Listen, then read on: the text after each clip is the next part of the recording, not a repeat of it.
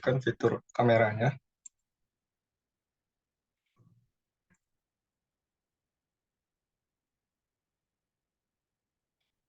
Baik, Assalamualaikum warahmatullahi wabarakatuh. Selamat pagi, salam sejahtera bagi kita semua.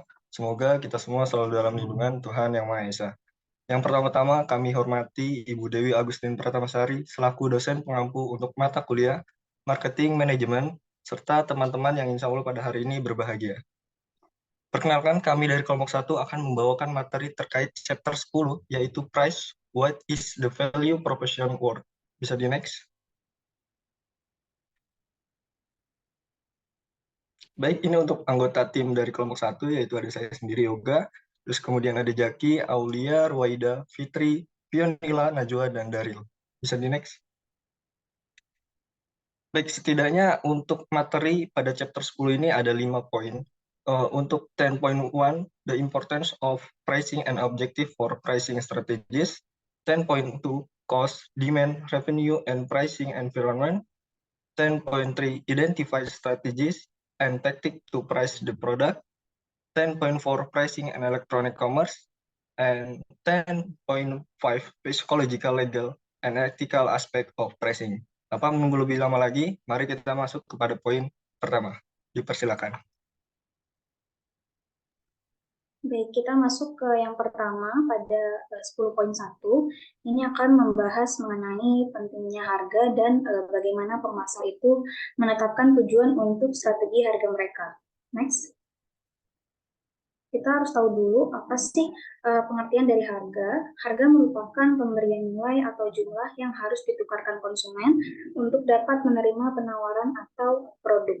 Harga ini memiliki banyak nama, misalkan kita membayar uang sekolah, membayar sewa apartemen, biaya asuransi, ongkos ojol, dan lain-lain. Jadi harga ini bisa dapat berbentuk uang, barang, jasa, suara, atau hal lain yang memiliki nilai bagi pihak lain.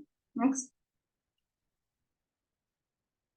Jauh sebelum adanya uang sebagai alat pembayaran, kita memiliki kegiatan atau melakukan kegiatan yang dinamakan barter. Mungkin teman-teman udah nggak asing. Barter ini merupakan metode transaksi yang dilakukan dengan cara menukar barang. Dan barter ini masih terjadi sampai sekarang. Seiring berkembangnya zaman, tambahan terbaru untuk pertukaran nilai itu ada mata uang digital seperti Bitcoin ini. Ini merupakan mata uang digital paling populer, tetapi bukan satu-satunya mata uang digital saat ini yang didistribusikan secara elektronik dan tidak dikeluarkan oleh pemerintah gitu. Nah, karena nggak dikeluarkan oleh pemerintah, terus nggak dikendalikan juga oleh pemerintah, ini menjadikan Bitcoin ini sedikit kontroversial. Selain itu juga nggak ada perantara lainnya seperti bank itu yang terlibat di dalamnya. Jadi proses transaksi itu hanya dilakukan dari orang ke orang, nggak ada catatannya gitu. Dan ini yang membuat potensi Bitcoin ini muncul dalam transaksi ilegal. Selanjutnya juga ada istilah opportunity cost. Ini merupakan biaya yang timbul karena hilangnya kesempatan dari pemenuhan suatu kebutuhan lain, atau biaya yang muncul ketika misalnya seseorang dihadapkan pada beberapa pilihan, tetapi ia harus memilih salah satunya saja. Misalnya ketika seseorang ada di kantor, terus ia memiliki uang hanya 50.000, terus ia dihadapkan dengan pilihan dia pengen beli makan siang atau pengen beli es kopi gitu. Nah, karena dia merasa lapar, akhirnya dia memilih untuk beli makan siang. Karena dia memilih membeli makan siang, dia kehilangan kesempatan yang hanya bisa dirasakan dari es kopi, yaitu kesempatan untuk biar nggak ngantuk dan lebih fokus saat melanjutkan pekerjaannya. Next. Selanjutnya pembahasan mengenai price planning. Elemen perencanaan harga ini mencakup 6 langkah. Step yang pertama ini set pricing objective atau menetapkan tujuan penetapan harga.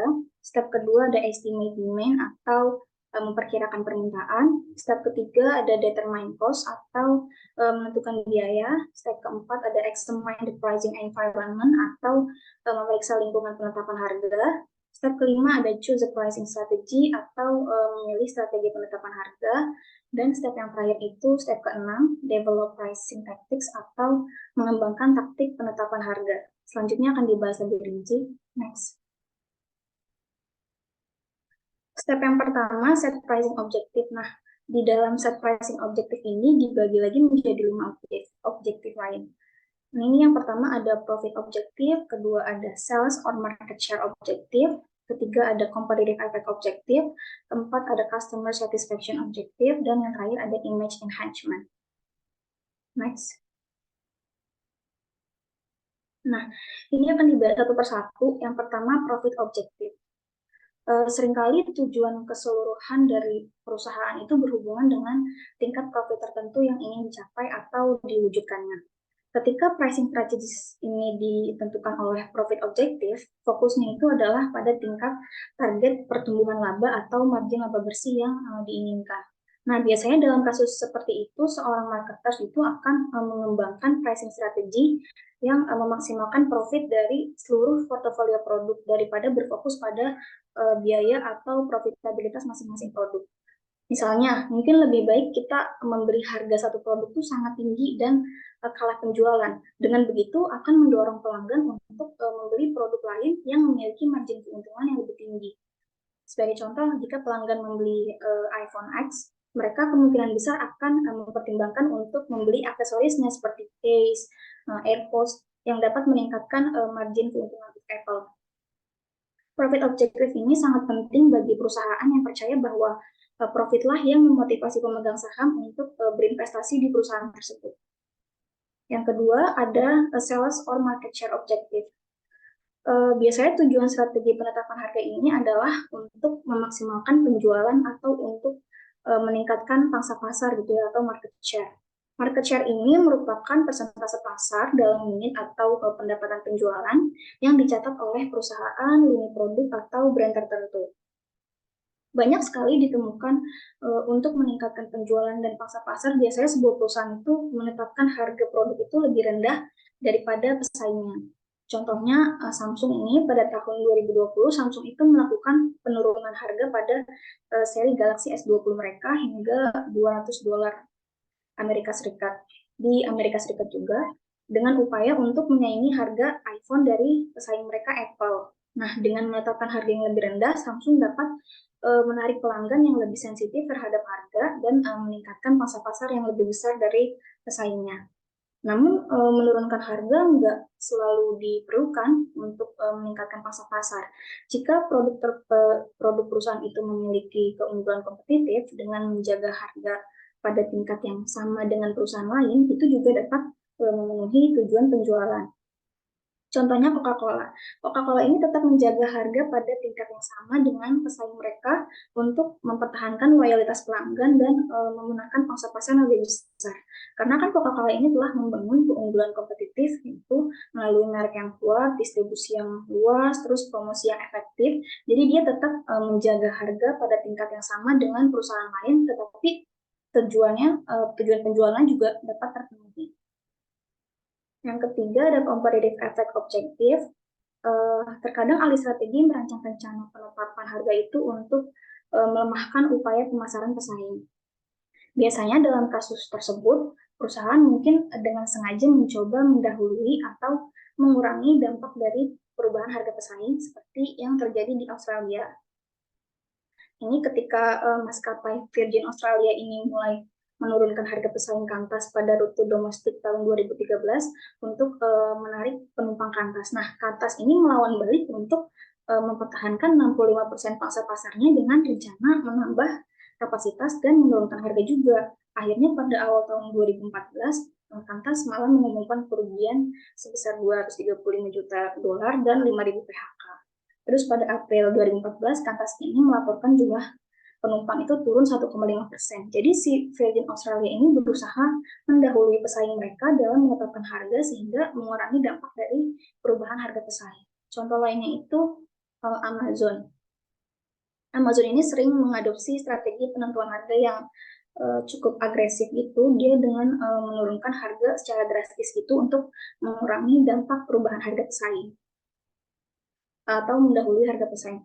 Mereka itu contohnya itu Amazon tuh sering menurunkan harga produk elektronik terbaru gitu seperti Apple gitu pada hari pertama launching untuk menarik pelanggan dan mendahului pesaing mereka dalam menentukan harga. Dengan menurunkan harga pada saat yang tepat, Amazon ini dapat mengurangi dampak perubahan harga pesaing yang memenangkan pangsa pasar yang lebih besar. Next.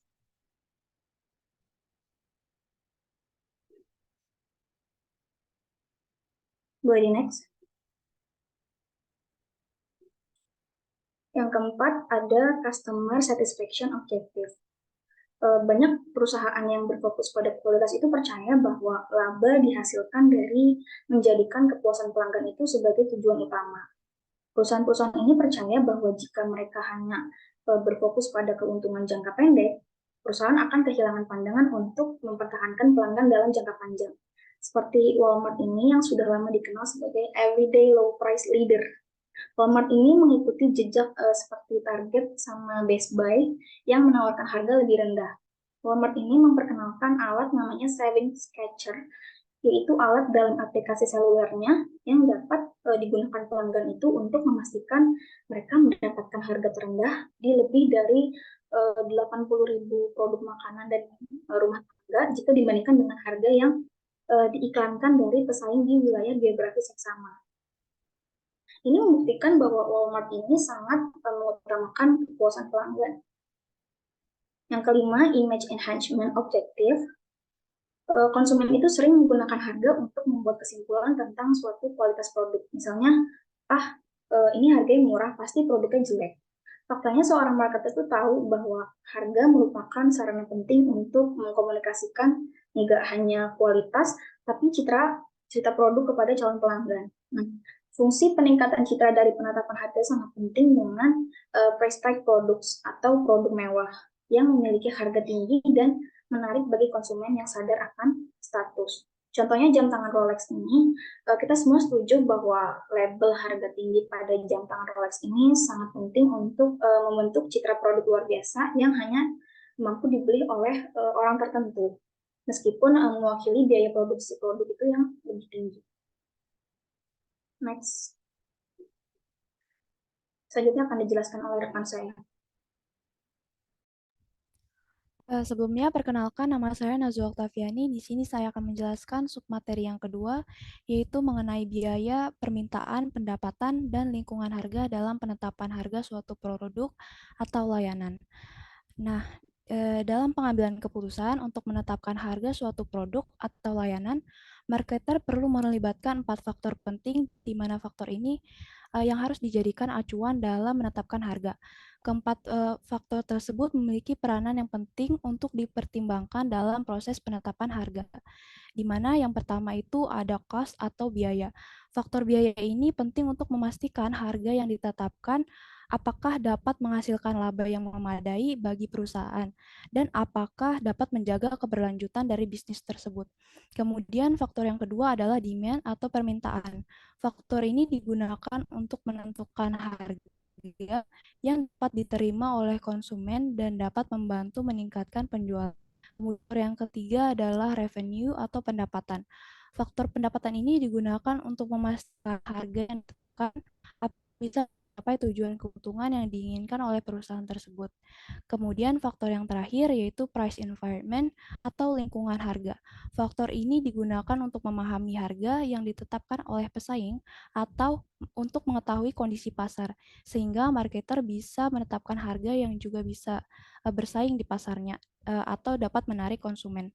Nah, dalam mempertimbangkan keempat faktor ini, marketer juga perlu menganalisis dan memahami faktor kuantitatif dan kualitatif dari keempat faktor tersebut. Misalnya dalam menganalisis lingkungan harga. Nah, marketer ini perlu menganalisis faktor kuantitatif dari lingkungan harga, seperti harga bisnis mereka, berapa harga produk dari harga yang ditetapkan oleh pesaing mereka.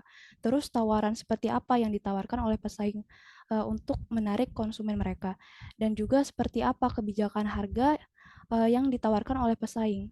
Kemudian untuk faktor kualitatif dari lingkungan harga itu contohnya seperti citra merek pesaing. Apakah citra merek yang diterapkan oleh pesaing tersebut, dan juga kualitas dan keunikan apa yang ditawarkan oleh kompetitor. Nah, hasil analisa tersebut nantinya dapat digunakan oleh marketer untuk bahan pertimbangan dalam membuat keputusan harga yang sesuai. Next. Setelah mengetahui tujuan dari penetapan harga yang ingin dicapai, selanjutnya perusahaan harus bisa mengestimasi permintaan. Nah, pada dasarnya demand adalah customer desire atau keinginan konsumen akan suatu produk. Nah, tujuan dari estimasi permintaan ini adalah memungkinkan perusahaan dalam menentukan titik harga optimal untuk menjual produk mereka. Estimasi permintaan sangat penting karena membantu perusahaan dalam merencanakan produksi, mengelola stok, dan menentukan strategi pemasaran yang tepat. Tanpa estimasi permintaan yang akurat, perusahaan dapat mengalami kelebihan produksi atau kekurangan stok yang dapat menyebabkan kerugian finansial. Nah, contohnya di sini saya mengambil contoh tentang kegagalan Kodak dan Blockbuster. Kegagalan Kodak dan Blockbuster ini dapat dihubungkan dengan kegagalan mereka dalam memperkirakan permintaan pasar di masa depan. Nah, Kodak ini misalnya tidak dapat memprediksi bahwa teknologi digital ini akan menggantikan film fotografi, sehingga mereka terlambat mengadaptasi dan kehilangan dominasi di pasar fotografi. Kemudian Blockbuster juga gagal mengantisipasi tren digital dan penggunaan internet untuk membeli atau menyewa film, sehingga kehilangan pangsa pasar ke Netflix dan perusahaan media streaming lainnya. Nah, dalam kasus ini ketidakmampuan untuk memperkirakan permintaan masa depan menyebabkan kesalahan strategi bisnis yang berdampak pada kegagalan perusahaan. Oleh karena itu, estimasi permintaan yang akurat sangat penting dalam mengambil keputusan bisnis yang tepat dan dapat menghindari kegagalan yang tidak diinginkan. Nah, dalam mengestimasi permintaan ini terdapat empat hal yang perlu dipertimbangkan. Yang pertama yaitu demand curves, shifts in demand, estimate potential sales, dan yang terakhir yaitu price elasticity of demand. Boleh di next.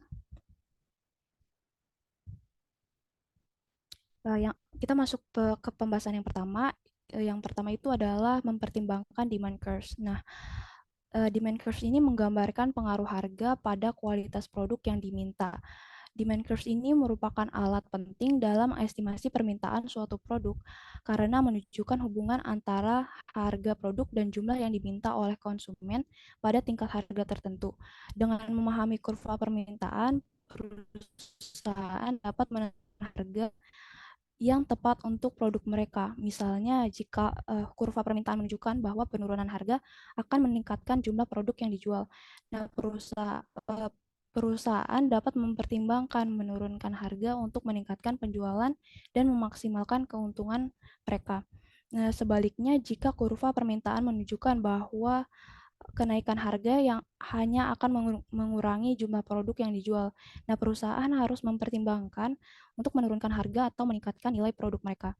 Dalam hal ini, kurva permintaan membantu perusahaan untuk memahami perilaku konsumen dan menentukan strategi penetapan harga yang tepat untuk meningkatkan penjualan dan keuntungan. Kemudian terdapat setidaknya 6 faktor yang mempengaruhi permintaan. Yang pertama itu adalah harga produk. Sebagai contoh, ketika harga beras naik, maka permintaannya akan turun karena konsumen akan mencari alternatif yang lebih murah seperti jagung atau kentang. Kemudian faktor yang kedua yaitu pendapatan konsumen. Sebagai contoh itu, jika terjadi peningkatan upah minimum, maka konsumen akan memiliki lebih banyak uang untuk membeli produk sehingga permintaan akan meningkat. Faktor yang ketiga yaitu adalah harga produk sejenis.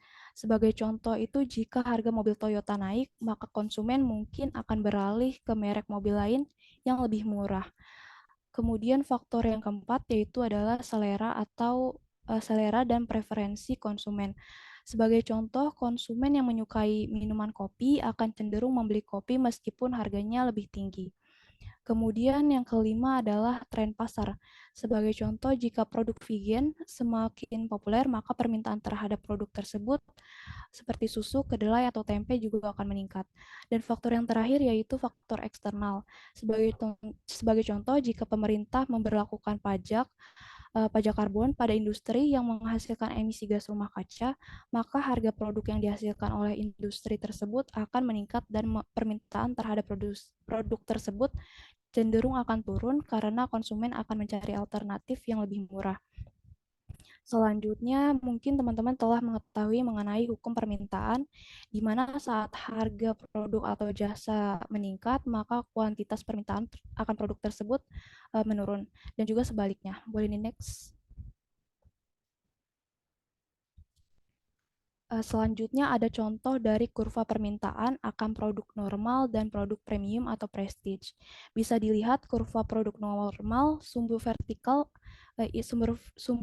tersebut menampilkan variasi harga berbeda yang mungkin diterapkan oleh perusahaan akan suatu produk. Nah, sumbu horizontalnya itu menampilkan kuantitas produk yang diminta. Untuk kurva permintaan dari produk normal ini dapat dilihat bergerak menurun, miring ke bawah dan ke kanan. Yaitu jika harga meningkat, maka permintaan juga akan menurun. Tetapi terdapat pengecualian terhadap hukum permintaan pada produk prestige atau premium. Untuk produk ini, konsumen cenderung lebih menginginkan kualitas dari produk, sehingga jika harga meningkat, maka permintaan pun akan meningkat. Dalam kurva permintaan, produk ini memiliki kurva berbentuk membungkuk ke belakang. Bisa dilihat penurunan harga dari P2 ke P3 menyebabkan permintaan menurun karena konsumen berpikir bahwa barang tersebut tidak terlalu diinginkan. Di lain sisi, jika harga meningkat dari P3 ke P2, konsumen akan berpikir barang tersebut lebih diinginkan. Tetapi tidak selalu harga yang lebih tinggi bisa meningkatkan kuantitas permintaan, seperti pada pergerakan dari harga P2 ke P1. Produk memiliki penurunan kuantitas permintaan sebab harga barang cenderung sulit dijangkau dan uh, tidak masuk akal. Kemudian boleh di next. Nah, kita masuk ke hal yang kedua, yaitu shift in demand. Nah, selanjutnya shift in demand ini adalah perubahan dalam lingkungan dalam upaya perusahaan dapat menyebabkan pergeseran pada kurva permintaan. Terdapat dua jenis pergeseran. Yang pertama yaitu upward shift dan downward shift. Nah, upward shift ini terjadi karena peningkatan permintaan. Kalau downward shift itu terjadi karena permintaan menurun.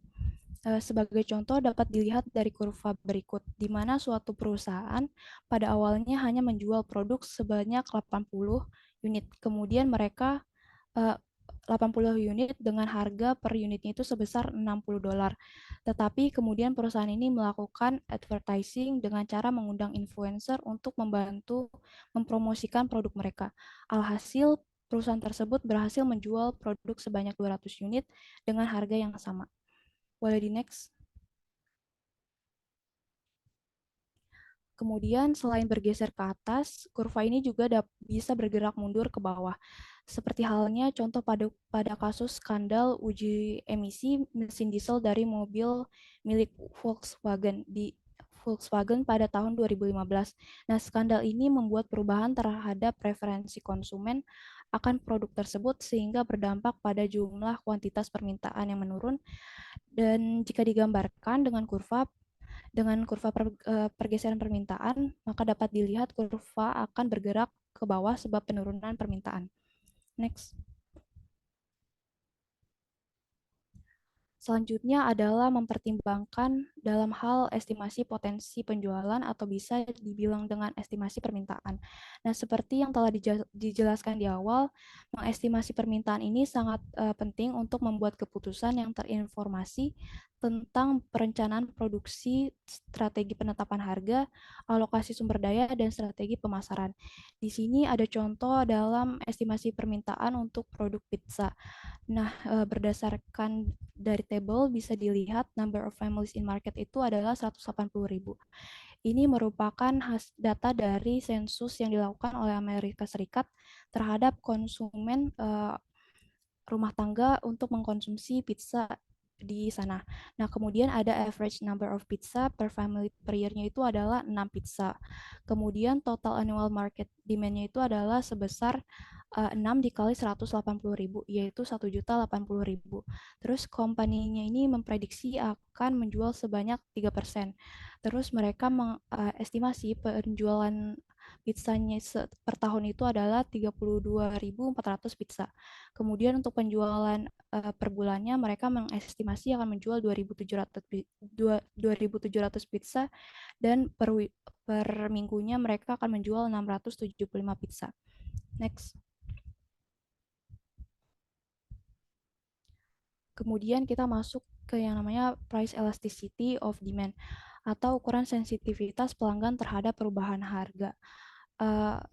Terdapat 3 istilah penting dalam elasticity of demand ini. Yang pertama yaitu elastic demand atau perubahan harga tidak berdampak besar pada jumlah permintaan. Yang kedua yaitu inelastic demand atau perubahan harga berdampak kecil pada jumlah permintaan. Dan istilah yang ketiga yaitu cross elasticity of demand, di mana mengukur sensitivitas jumlah permintaan suatu barang tertentu ketika produk lain mengalami perubahan harga.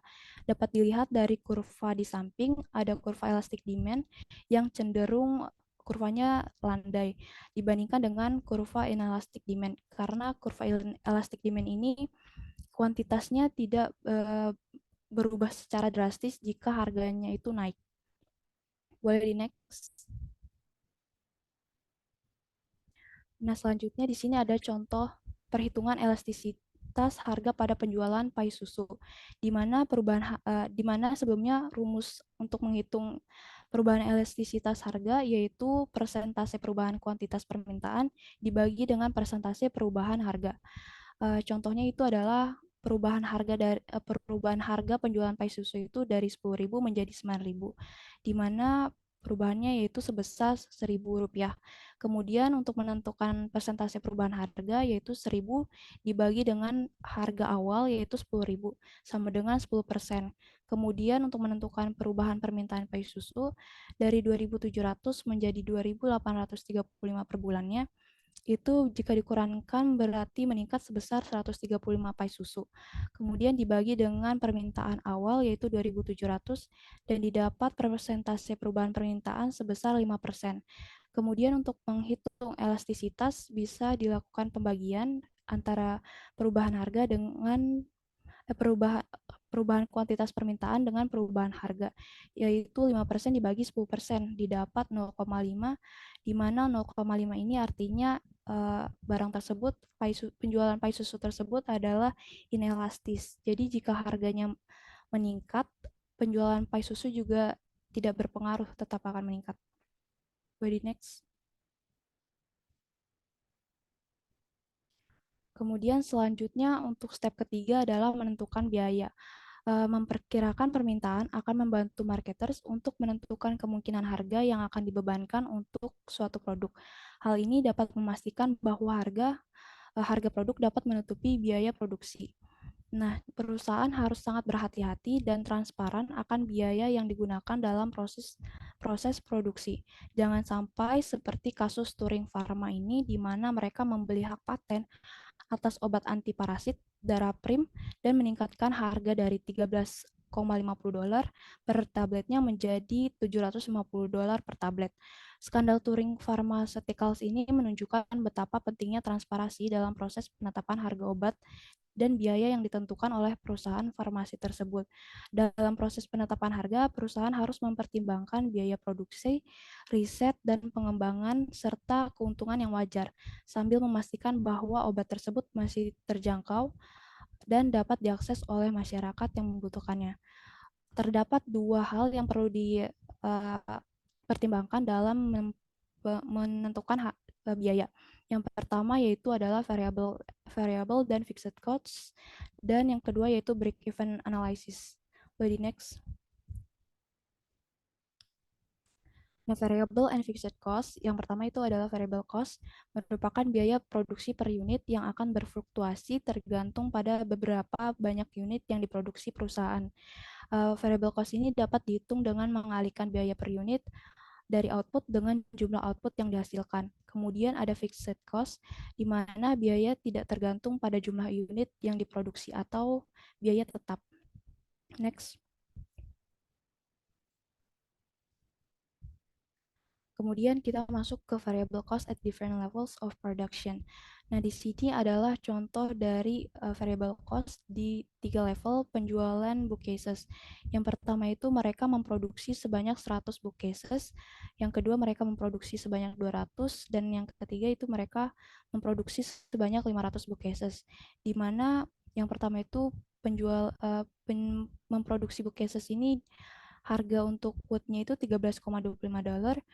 Uh, Terus kemudian harga nails-nya itu 0,25 sen, kemudian harga catnya itu adalah 50 sen.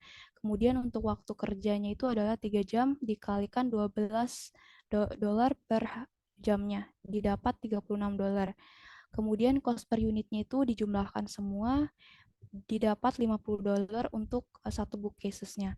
Kemudian karena mereka menjual sebanyak 100 bookcases, maka cost untuk 100 units ini didapat dari 100 dikali $50, yaitu $5.000. Kemudian jika perusahaan tersebut meningkatkan penjualan bookcases sebanyak 2 kali lipat, maka didapat wood-nya itu tetap sama $13,25, kemudian nails-nya 25 sen, paint-nya 50 sen, dan labor-nya juga sama. Kemudian untuk harga cost per unitnya juga sama, terus multiply by number-nya itu adalah 200, dan cost untuk 200 units-nya itu adalah 200 dikali $50, yaitu didapat $10.000. Terus yang ketiga yaitu mereka memproduksi bookcases sebanyak 500, di mana harga kayunya itu menurun menjadi $9,40. Terus harga nails-nya itu jadi menurun juga, yaitu sebesar 20 sen. Kemudian harga catnya itu jadi 40 sen. Terus labor-nya itu berkurang menjadi 2,5 jam dikalikan $12 per jamnya, yaitu didapat $30. Kemudian untuk cost per unitnya yaitu $40, yaitu di mana harga ini menurun dari tadinya $50 menjadi $40. Kemudian multiply by number of units-nya ini adalah 500 units. Jadi untuk cost for 500 units ini didapat yaitu $20.000. Untuk selanjutnya bisa dilanjutkan oleh rekan saya.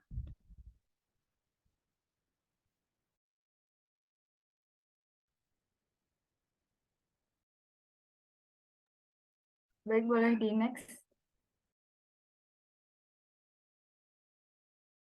Baik, perkenalkan saya Pionila Pratiwi akan melanjutkan materi mengenai break-even analysis.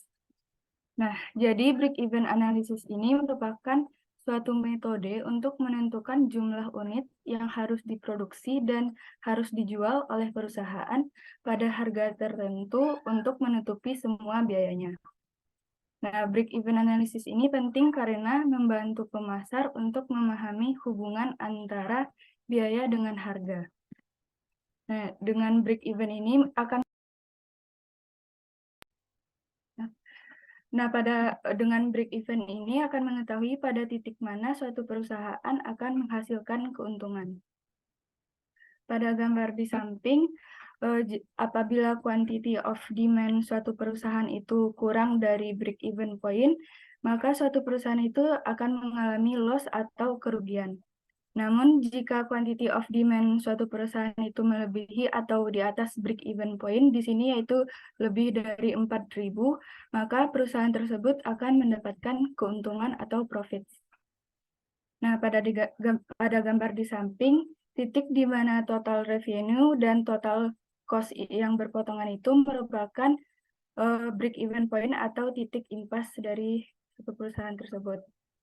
Jadi break-even analysis ini sangat perlu bagi marketers karena kita akan melihat berapa sih quantity untuk bisa mencapai titik impas.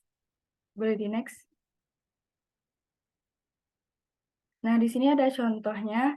Sebuah perusahaan itu menjual rak bukunya masing-masing dengan harga $100 dengan biaya variabelnya 50 per unit. Jadi kontribusi per unitnya itu 100 dikurang 50 sama dengan $50. Dan biaya tetap pembuatan rak bukunya itu sebesar $200.000. Nah, sekarang kita akan menghitung break-even point-nya itu dalam satuan produk atau units. Rumusnya, total fixed cost dibagi contribution per unit to fixed cost. biaya tetapnya tadi yaitu 200.000 dibagi kontribusi per unitnya 50, sama dengan 4.000 unit. Nah, di sini kita melihat bahwa perusahaan harus menjual 4.000 rak buku dengan masing-masing harganya $100 untuk memenuhi biaya tetapnya dan mencapai titik impas. Kita juga bisa menghitung break-even point dalam dolar. Rumusnya, total fixed cost dibagi 1 dikurang variable cost per unit dibagi harga. Biaya tetapnya 200.000 dibagi 1 dikurang biaya variabel $50 per harganya 100. Sama dengan 200.000 per 1 dikurang 0,5. Hasilnya 400.000. Nah, setelah penjualan perusahaan tersebut mencapai dan melewati titik impas, selanjutnya mencari profit atau laba. Untuk menghitung profit bisa diperoleh dari kuantitas di atas BEP dikali dengan harga kontribusi per unit, yaitu 1.000 dikali $50 sama dengan 50.000. Nah, selanjutnya akan mencari break-even point dalam unitnya with target profit. Rumusnya total fixed cost ditambah target profit per contribution per unit to fixed cost. Sama dengan 2.000 ditambah target profitnya 50.000 per $50 sama dengan 5.000 unit. Boleh di next. Nah, selanjutnya markups and margins pricing through the channel. Jadi markup merupakan jumlah yang ditambahkan ke biaya produk untuk menciptakan harga yang akan digunakan anggota saluran untuk menjual produk. Jadi sederhananya adalah kita tahu bahwa sebagian besar produk itu tidak dijual langsung ke konsumen. Produsen dapat menjualnya melalui retailer atau wholesaler. Nah, di dalam markup ini terdapat gross margin, yaitu jumlah markup yang ditambahkan ke biaya suatu produk untuk menutupi biaya tetap pengecer atau grosir dan menyisakan sejumlah keuntungan. Ya, selanjutnya ada retailer margin dan wholesaler margin. Dan yang terakhir ada list price or manufacturer suggested retail price atau MSRP, yaitu harga yang ditetapkan produsen sebagai harga yang pantas untuk dibayar oleh konsumen akhir. Next. Nah, di sini MSRP untuk retailernya itu sebesar $20 dan persentasenya itu sebesar 30%.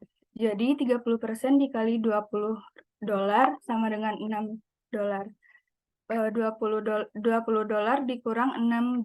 Jadi harga untuk retailernya itu sebesar $14. Nah, untuk wholesaler ini harga dari retailernya tadi kan $14 dan persentasenya itu sebesar 20%. Jadi 14 dikali 20% sama dengan $2,8 dan harganya itu sebesar $11,20. Nah, untuk manufaktur ini, manufaktur revenue from sale dari wholesaler ini tadi $11,20. Dan diketahui manufaktur variable cost per unitnya itu sebesar $7,85.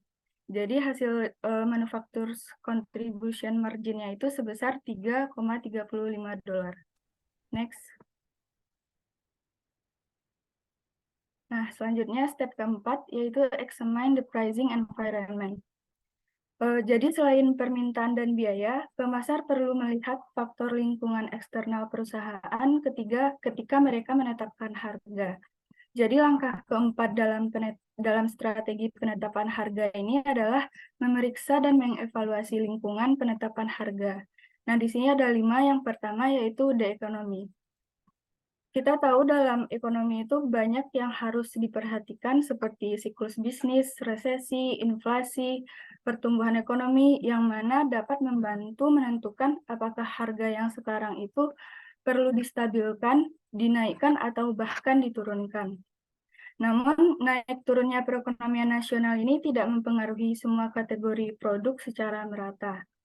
Marketers perlu memahami bagaimana tren ekonomi akan memengaruhi produknya. Ada juga beberapa tren ekonomi yang memungkinkan perusahaan mengubah harga mengubah apa yang dilihat konsumen sebagai kisaran harga yang dapat diterima atau tidak dapat diterima untuk suatu produknya. Nah, inflasi dapat menyebabkan pemasar menaikkan atau menurunkan harga. Di sini ada contohnya P&G yang merupakan produsen barang konsumen terbesar di dunia, termasuk banyak merek dengan harga premium.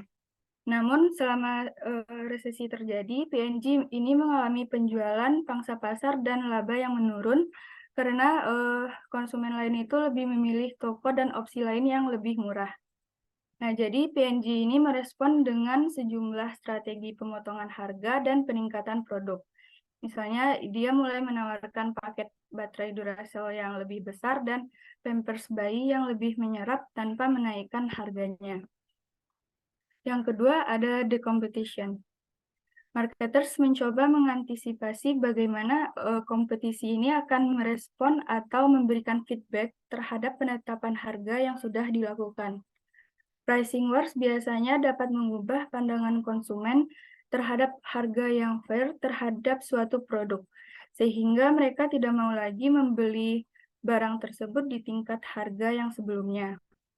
Competition ini biasanya dibagi lagi dari struktur industrinya. Yang pertama, oligopoli, di mana pasar tersebut memiliki sedikit penjual dan banyak pembeli.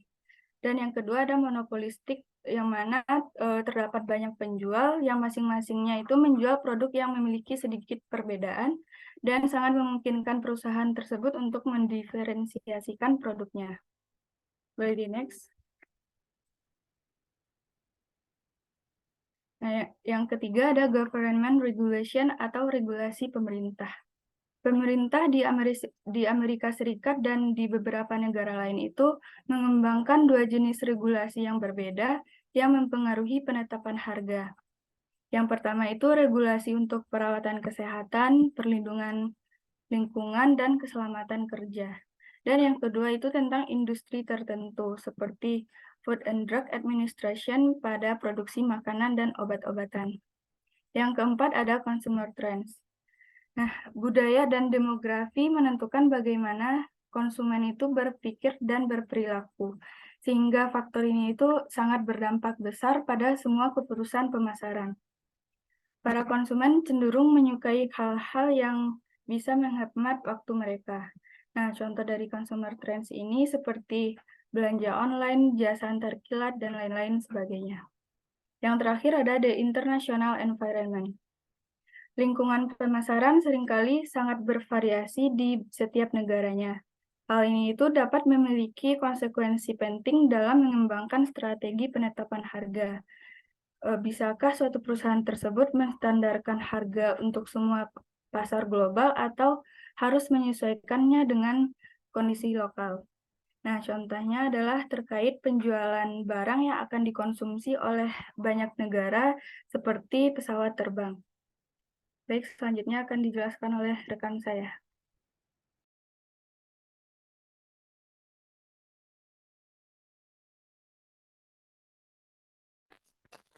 Oke, next. Baik, selanjutnya di chapter 10.3 kita akan membahas identify strategies and tactics to price the product.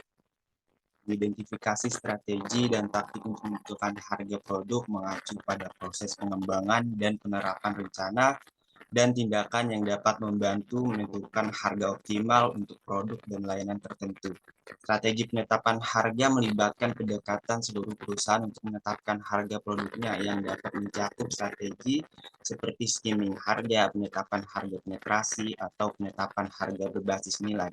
Strategi ini dapat dipengaruhi oleh faktor-faktor seperti target pasar perusahaan, persaingannya, dan tujuan bisnisnya secara keseluruhan. Dengan mengidentifikasi strategi dan taktik yang efektif untuk menentukan harga produk mereka, perusahaan dapat memastikan bahwa mereka menetapkan harga produk dengan tepat dan kompetitif, sekaligus memaksimalkan pendapatan dan profitabilitas mereka. Next.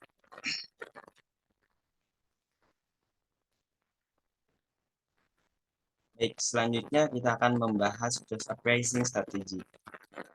Pada perencanaan harga dengan memilih strategi penetapan harga, kita mempunyai beberapa strategi dengan faktor-faktor tertentu, seperti memperhatikan kelompok pelanggan tertentu, pasar kompetitif tertentu, waktu terbaik bagi perusahaan untuk persaingan, dan waktu yang tepat untuk harus bertahan.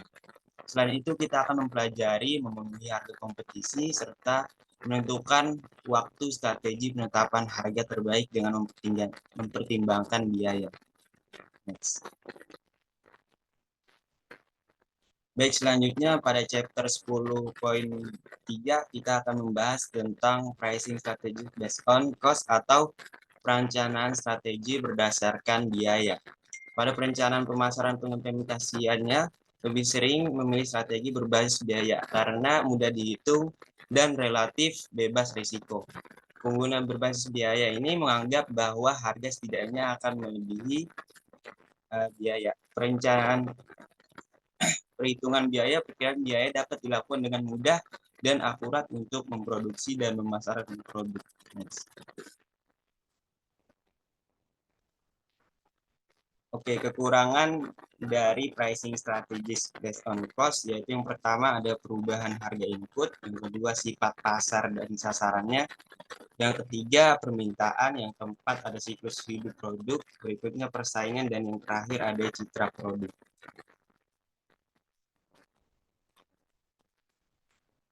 Next.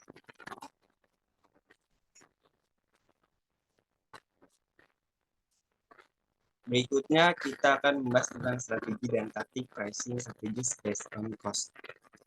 Di sini kita bisa lihat ada pricing strategies, yaitu yang terdiri dari based on cost, cost plus, based on demand, target costing, yield management, based on the competition, price leadership, based on customer needs, value pricing, new product pricing, timing pricing, penetration pricing, trial pricing. Dan berikutnya ada pembahasan dari pricing tactics, yaitu ada pricing for individual products, two-part pricing, payment pricing, pricing for multiple products, pricing bundling, captive pricing, distribution based pricing, discounting for channel members. Next.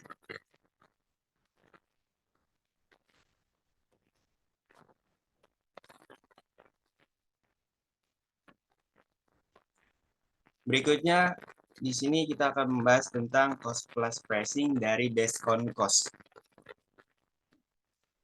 Cost plus pricing atau strategi penetapan harga biaya plus atau juga sering disebut dengan markup harga adalah salah satu praktek yang dilakukan oleh perusahaan dengan cara menambah persentase tertentu di atas harga yang berguna untuk menentukan harga jual. Tahapan dari cost plus pricing ini, yang pertama ada menentukan total biaya produk dan layanannya. Yang kedua, membagi total biaya dengan jumlah unitnya agar memperoleh hasil untuk bisa menjumlahkan biaya unit. Yang ketiga, mengkalikan biaya unit dengan persentase markup agar bisa memperoleh biaya penjualan dan juga margin keuntungan produk. Contoh penerapannya, bisa dikatakan ada suatu perusahaan yang membuat suatu produk makanan untuk bisa membuat sebungkus makanan ini. Maka rinciannya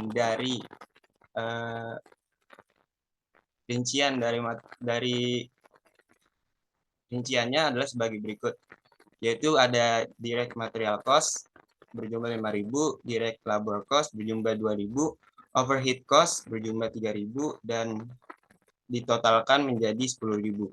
Sehingga agar bisa membuat satu bungkus makanan diperlukan biaya sebesar 10.000. Harga ini mencakup seluruh biaya yang dikeluarkan untuk membuat makanan sampai memasarkan produk. Lalu perusahaan bisa menambahkan presentasi atas harga jual sebagai satu bagian dari biaya plus. Contohnya perusahaan menentukan markup harganya adalah 30. Maka harga jual satu bungkus makanan tersebut adalah 130% dikalikan dengan 10.000. Menghasilkan harga 13.000. Contoh dari penerapan dari cost plus pricing ini ada Chevron. Chevron menambahkan markup pada biaya produk minyak, gas, dan termasuk biaya eksplorasi, produksi, pengolahan, dan distribusi untuk menentukan harga jual bahan bakar.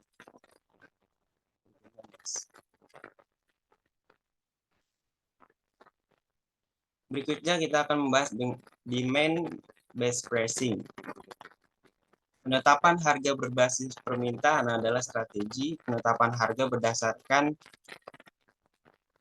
seberapa besar keinginan pelanggan untuk membeli suatu produk atau layanan. Singkatnya, perusahaan membebankan harga berdasarkan nilai yang dirasakan sebagai elemen utama. Jenis penetapan harga berdasarkan permintaan ada skimming harga atau price skimming, diskriminasi harga atau price discrimination, penetrasi harga atau penetration pricing. Salah satu contoh produk dari demand-based pricing yaitu adalah Apple. Apple adalah satu perusahaan yang menggunakan demand-based pricing untuk produk-produknya seperti iPhone dan iPad. Harga produk Apple seringkali ditentukan berdasarkan permintaan pasar dan daya beli konsumen.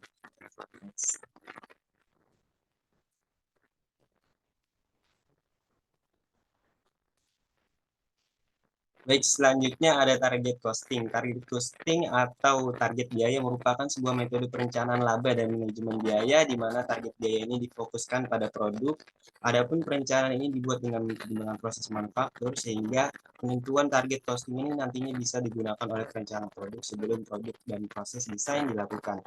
Hal ini dilakukan demi mencapai tujuan perbaikan usaha pada pengurangan biaya manufaktur sebuah produk di masa depan.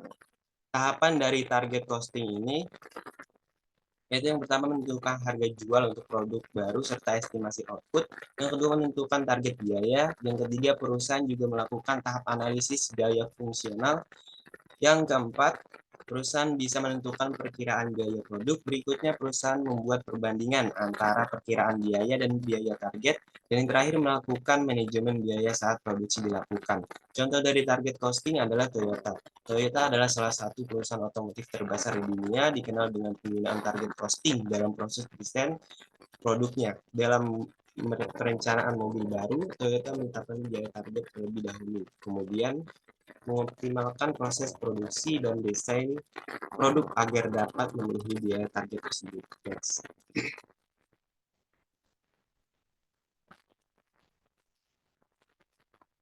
Baik, selanjutnya ada yield management pricing.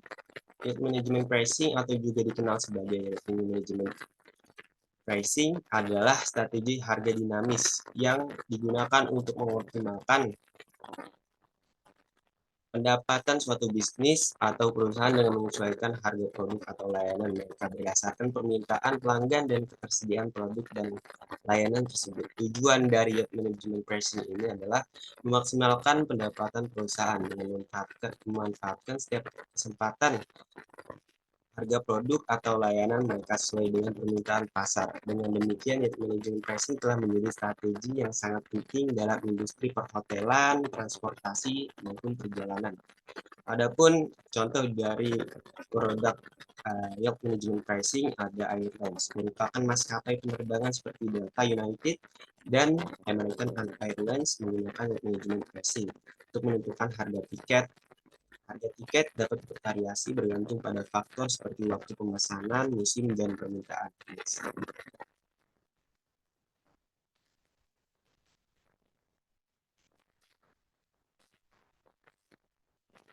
Baik, selanjutnya kita akan membahas tentang price leadership based on the competition. Price leadership dalam persaingan bisnis menunjuk pada strategi di mana suatu perusahaan menetapkan harga untuk atau layanannya, dan perusahaan-perusahaan lain dalam industri yang sama mengikuti dalam menetapkan harga yang sama atau sedikit lebih rendah. Strategi ini sering digunakan oleh pemimpin pasar yang memiliki pangsa pasar yang signifikan atau kuat dalam harganya. Keuntungan dari price leadership ini yang pertama adalah membantu perusahaan mempertahankan posisi dominannya di pasar. Yang kedua, dapat membantu perusahaan meningkatkan profitabilitasnya, meningkatkan harga dan keuntungan sambil tetap kompetitif. Contoh produk dari price leadership based on the competition adalah Amazon. Amazon merupakan perusahaan e-commerce terbesar dalam pasar yang sangat kompetitif. Amazon menetapkan harga yang lebih rendah daripada pesaing mereka di pasar e-commerce dan juga menetapkan produk diskon dan pengiriman gratis untuk menarik pelanggan. Next.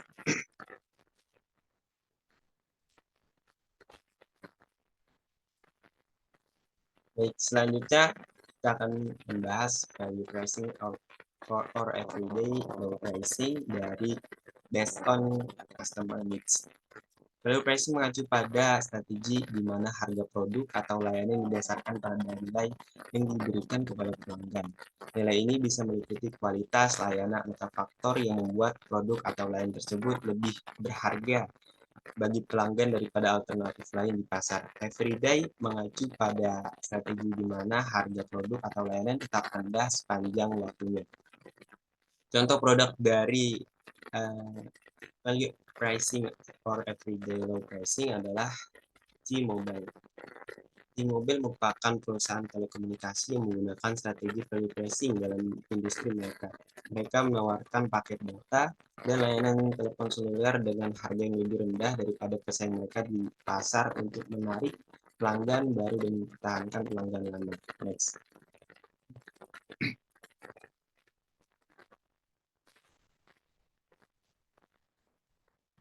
Next. Selanjutnya ada high touch or low pricing dalam based on customer needs. High or low pricing dalam kebutuhan pelanggan adalah strategi pricing yang berbeda dan harus dipilih berdasarkan kebutuhan pelanggan dan tujuan bisnis.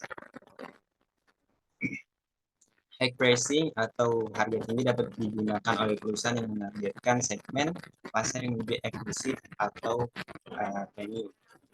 Untuk low pricing sendiri dapat digunakan oleh perusahaan yang menargetkan segmen pasar yang lebih luas dan ingin menawarkan produk yang terjangkau bagi pelanggan. Contoh produk dari high atau low pricing itu adalah Best Buy. Best Buy merupakan perusahaan retail yang menjual barang-barang elektronik dan juga menggunakan pricing harga produk pada tingkat yang lebih tinggi dan kemudian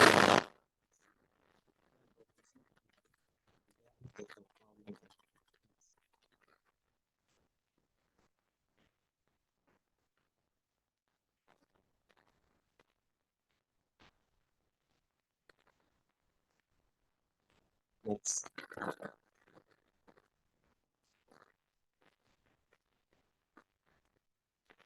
Sebelumnya,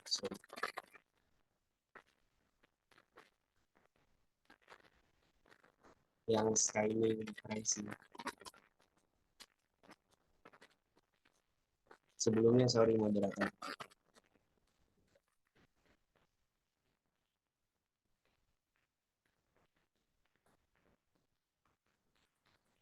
Yang selanjutnya ada scaling pricing, yaitu merupakan strategi penetapan harga di mana perusahaan menetapkan harga yang tinggi untuk produk yang inovatif atau unik yang mereka luncurkan ke pasar. Keuntungan dari scaling pricing ini yang pertama, perusahaan dapat memperoleh keuntungan yang lebih besar dalam jangka pendek karena harga produk yang lebih tinggi. Yang kedua, strategi ini memungkinkan perusahaan untuk mengambil risiko dengan lebih aman dan memperkenalkan produk baru ke pasar. Karena keuntungan yang tinggi dapat membantu mereka memperoleh kembali biaya riset dan pengembangan. Contoh dari scaling pricing-nya itu yaitu ada produk Microsoft.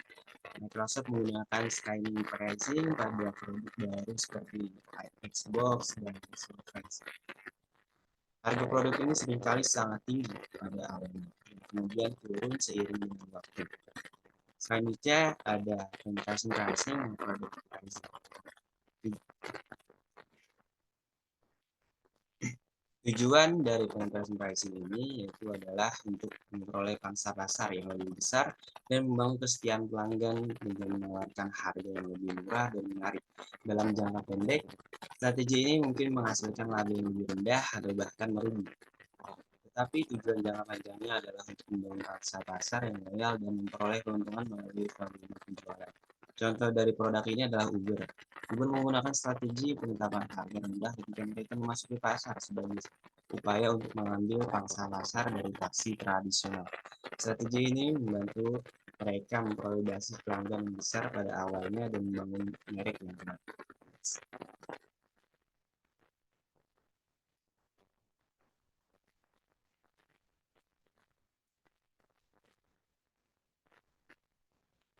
Next. Baik, selanjutnya ada trial pricing.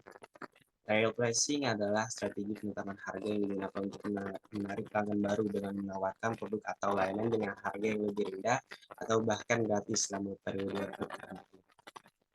Contoh dari produk trial pricing yaitu ada Netflix. Netflix menawarkan trial pricing atau pengujian gratis selama 30 hari bagi pelanggan baru yang ingin mencoba layanan streaming video mereka. Setelah periode trial berakhir, pelanggan dapat memilih untuk berlangganan dengan harga normal. Berikutnya ada price segmentation dari product pricing, yaitu bentuk dari price segmentation diantaranya ada demographic segmentation, yaitu memisahkan pasar berdasarkan kategori demografi seperti usia, jenis kelamin, pendapatan, atau pendidikan. Kedua, demographic segmentation merupakan pemisahan pasar berdasarkan lokasi geografis seperti wilayah, kota, atau negara. Yang ketiga ada behavioral segmentation, merupakan pemisahan pasar berdasarkan perilaku konsumen seperti preferensi merek, sesuai merek, dan pemilihan berulang. Dan yang terakhir ada psychographic segmentation, merupakan pemisahan pasar berdasarkan gaya hidup, nilai, dan kepribadian konsumen. Contoh dari price segmentation dalam ini produk pricing adalah Nike. Nike menawarkan produknya seperti sepatu dan pakaian dengan harga yang berbeda tergantung pada jenis produk dan segmen pasar yang ditargetkan. Misalnya, sepatu untuk olahraga basket mungkin lebih mahal dibandingkan dengan sepatu untuk olahraga lari. Next. Berikutnya dari new product pricing ada surge pricing. Surge pricing dilakukan sebagai juga pricing atau sebuah strategi penetapan harga di mana perusahaan menaikkan harga pada waktu-waktu tertentu ketika permintaan atas produk atau layanan meningkat. Contoh dari surge pricing yaitu ada produk dari Louis Vuitton. Menggunakan strategi surge pricing untuk koleksi khusus dan edisi terbatas. Harga tas atau aksesoris khusus yang dijual dalam waktu yang terbatas mungkin lebih tinggi dibandingkan dengan koleksi reguler. Berikutnya dari product pricing ada bottom of the pyramid pricing. Bottom of the pyramid pricing atau BOP pricing adalah sebuah strategi penetapan harga yang ditujukan untuk memasarkan produk atau layanan kepada konsumen yang termasuk dalam segmen pasar dengan pendapatan yang rendah, seperti masyarakat miskin, pengangguran, atau mereka yang memiliki keterbatasan finansial. Unilever, contoh produk dari bottom of the pyramid pricing ada Unilever. Unilever memperkenalkan merek Wave, produk penyaring air yang ditujukan untuk konsumen di lapisan masyarakat yang kurang mampu secara finansial di negara-negara berkembang seperti India dan Afrika. Produk ini ditawarkan dengan harga yang terjangkau dan mudah diakses oleh konsumen di lapisan bawah masyarakat. Mungkin cukup itu penyampaian materi dari step 5. Selanjutnya akan disampaikan oleh rekan saya.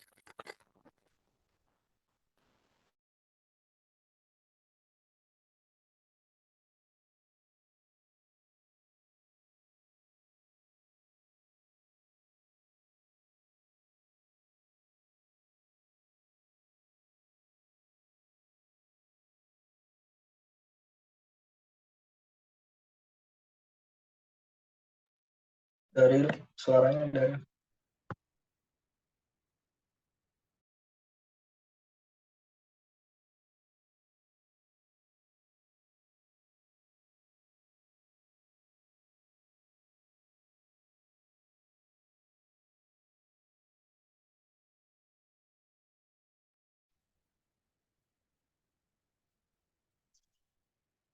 Kemudian di sini step 6 ada develop pricing taktik.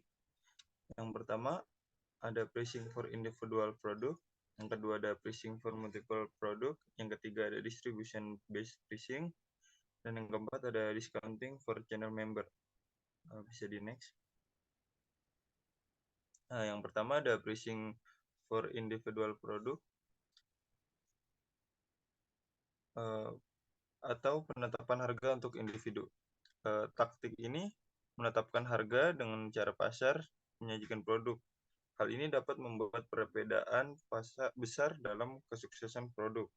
Terdiri dari two-part pricing atau penetapan harga. Dua bagian penetapan harga yang membutuhkan dua jenis terpisah. Pembayaran untuk membeli produk. Kemudian ada decoy pricing atau harga umpan. Adalah strategi penetapan harga di mana penjual menawarkan setidaknya 3 produk sejenis atau 2 memiliki produk sebanding, tetapi harga lebih mahal dan salah satu dari keduanya adalah kurang menarik bagi pembeli, sehingga menyebabkan semakin banyaknya pembeli untuk membeli barang yang lebih menarik dengan harga yang lebih tinggi.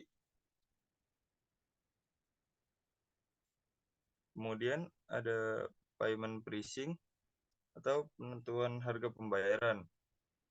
Adalah taktik penetapan harga yang memecah harga total menjadi jumlah yang lebih kecil yang dapat dibayarkan dari waktu ke waktu. Bisa di next. Kemudian yang kedua ada pricing for multiple products. Di sini ada dua, ada price bundling dan captive pricing. Price bundling atau pengelompokan harga yaitu menjual 2 atau lebih barang jasa sebagai satu kesatuan paket untuk satu harga. Yang kedua ada captive pricing atau harga tawanan, adalah taktik penetapan harga untuk 2 item yang harus digunakan bersama. Satu item sangat rendah dan perusahaan membuat keuntungan pada yang lain. Margin tinggi item penting untuk pengoperasian item pertama. Bisa di next. Kemudian ada distribution based pricing atau penetapan harga berbasis distribusi. Penetapan harga berbasis distribusi adalah taktik penetapan harga yang menetapkan bagaimana perusahaan menangani biaya pengiriman produk ke pelanggan dekat, jauh, dan luas. Karakteristik produk, pelanggan, dan toko persaingan. Keputusan untuk menagih semua pelanggan dengan harga yang sama atau bervariasi menurut biaya pengiriman. Bisa di next. Kemudian yang terakhir ada discounting for channel member. Sejauh ini kita telah membahas tentang taktik penetapan harga yang digunakan untuk menjual ke pelanggan. Sekarang kita akan bicara tentang taktik yang digunakan perusahaan untuk memberi harga kepada mereka, para anggota member. Yang pertama di sini ada trade discount. Diskon dari daftar harga produk kepada anggota dari saluran distribusi yang melakukan berbagai fungsi pemasaran. Kemudian yang kedua ada quantity discount. Taktik ini taktik penetapan harga untuk membebankan harga yang dikurangi untuk pembelian produk dalam jumlah yang lebih besar. Seperti contoh, jika seseorang membeli produk lebih dari 10 atau produk besar lainnya, biasanya akan diberikan tambahan seperti diskon beberapa item. Dan yang ketiga ada cash discount. Diskon yang ditawarkan kepada pelanggan untuk memikat mereka untuk membayar tagihan mereka dengan cepat. Dan yang terakhir ada seasonal discount, yaitu pengurangan harga yang ditawarkan hanya pada saat-saat tertentu atau beberapa kali dalam setahun, seperti diskon-diskon pada hari raya atau akhir tahun. Selanjutnya akan dilanjutkan oleh teman saya. Oke, saya mau juga pertama akan menjelaskan dan membawakan materi 10.4, yaitu terkait dengan price and electronic commerce. Secara sederhananya, pricing atau penetapan harga merupakan proses menentukan harga suatu produk atau jasa yang akan dijual oleh perusahaan. Dan sedangkan electronic commerce atau yang sering kita sebut dengan e-commerce itu adalah kegiatan transaksi bisnis yang dilakukan melalui jaringan internet atau media elektronik lainnya. Nah, dalam konteks e-commerce ini, pricing itu menjadi hal yang sangat penting karena dapat mempengaruhi keputusan pembelian dari konsumen. Apalagi saat ini kan kita berdampingan ya dengan era digital yang terbilang sudah cukup pesat. Dan kemudahan yang diraih itu salah satunya ya cukup dengan menggunakan internet saja tuh kita dapat dengan mudah membandingkan harga-harga produk dari berbagai penjual. Sehingga perusahaan itu harus mampu menetapkan harga yang kompetitif juga untuk memenangkan persaingan yang ada di pasar. Kemudian e-commerce juga memberikan kemudahan bagi perusahaan untuk mengelola pricing mereka dengan lebih efisien melalui misalnya penggunaan software dan juga teknologi yang memungkinkan otomatisasi proses pricing dan penyesuaian harga secara real time berdasarkan data dan analisis pasar. Ini dapat membantu perusahaan untuk meningkatkan efisiensi operasional mereka dan meningkatkan keuntungan dengan menyesuaikan harga dengan permintaan yang ada di pasar. Nah, untuk beberapa e-commerce yang mungkin melakukan kebijakan pricing dan electronic commerce ini, yang bisa kita tahu itu yang pastinya yang sering kita lihat ya, kayak Tokopedia, Shopee, Traveloka, Tiket.com, dan banyak lainnya. Nah, untuk pembahasan lebih lanjut, kita coba untuk next slide terkait apa saja sih strategi yang cukup populer yang dilakukan untuk pricing dan electronic commerce ini. Bisa di next. Oke, strategi yang pertama adalah dynamic pricing strategies. Nah, sebelum kita masuk ke penjelasan, saya coba untuk memberikan satu contoh. Biasanya kan kita sering nih lihat label-label harga kalau lagi belanja produk di minimarket seperti Alfamart ataupun Indomaret. Kebayang nggak sih gimana capeknya para karyawan tuh kalau lagi ngubah label-label harga produk sebanyak itu dalam satu toko? Pasti kan ribet dan cukup makan waktu juga ya untuk proses perubahan tersebut.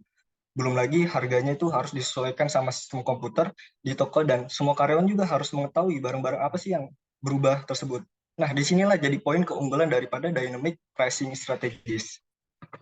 Dynamic pricing strategies ini adalah strategi penetapan harga yang memungkinkan perusahaan untuk menyesuaikan harga produk secara real time berdasarkan persaingan dan juga permintaan yang ada di pasar. Dalam e-commerce, hal ini dapat dilakukan dengan menggunakan algoritma untuk menyesuaikan harga secara otomatis berdasarkan kondisi di pasar. Dengan strategi ini, perusahaan itu dapat meningkatkan efisiensi operasional dan meningkatkan keuntungan mereka sambil tetap mempertahankan harga kompetitif bagi pelanggan mereka. Namun, perusahaan juga harus memperhatikan etika bisnis dan menjaga keseimbangan antara profitabilitas dan kepuasan pelanggan. Nah, kita coba ambil contoh dari Gojek dan Grab ya, yang dimana kita ketahui bahwa kedua aplikasi ini sebagai aplikasi daripada penyedia transportasi online di Indonesia. Nah, tanpa sadar kadang saat kita memesan jasa transportasi online tuh pada saat jam-jam padat, misalnya pulang kerja, harga tuh tanpa sadar fluktuatif dan cenderung naik. Nah, hal ini tuh menjadi bentuk penerapan Gojek dan Grab yang dalam menggunakan strategi dari dynamic pricing ini. Hal ini terjadi karena adanya bentuk penyesuaian yang terjadi secara otomatis berdasarkan permintaan di pasar dan harga yang sebelumnya normal akan menyesuaikan daripada harga layanan perusahaan dengan angka permintaan yang sedang naik di pasar. Hal ini tentunya disesuaikan dengan tingkat kemacetan juga. Kan kasihan juga seandainya driver Gojek atau Grab kalau sedang angkut orderan di jam padat, tapi lainnya tuh harganya normal. Kan rugi bensin dan juga rugi waktu ya buat drivernya.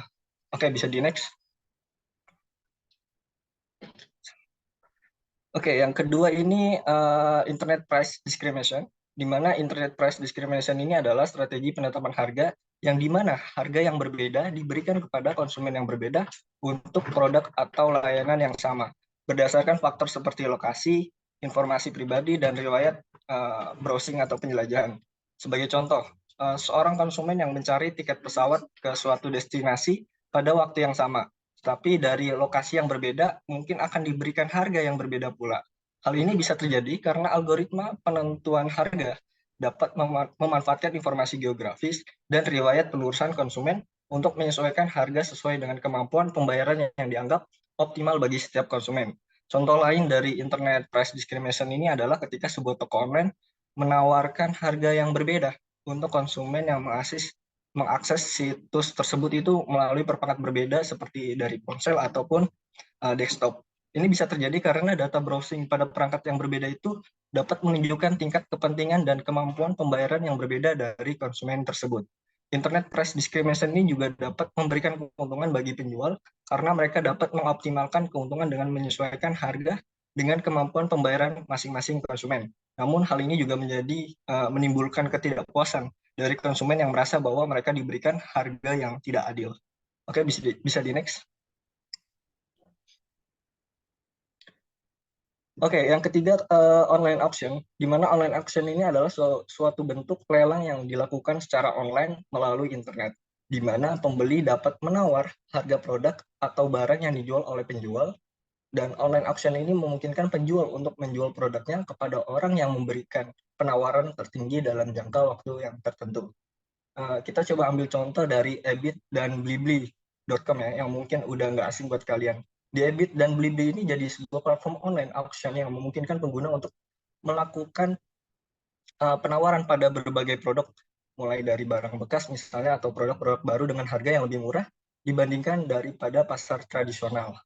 Nah, dalam platform Ebit ini, pembeli bisa melakukan penawaran dan menunggu hasil akhir dari lelang tersebut. Sedangkan di blibli.com yang bisa kalian lihat juga yang di slide PPT itu, ada sebuah poster online auction, di mana itu sebuah program Blibli yang bernama Event Halo atau Histeria Lelang Online, Histeria Spektakuler pada tanggal 12/12 tahun kemarin, dan barang yang dilelang tuh cukup lumayan ya, yaitu hadiah lelang utamanya itu adalah mobil listrik Wuling Air EV, dan kemudian ada iPhone 13 Pro Max dan masih banyak lelang lainnya, dan itu dimulai lelangnya itu dari harga Rp12.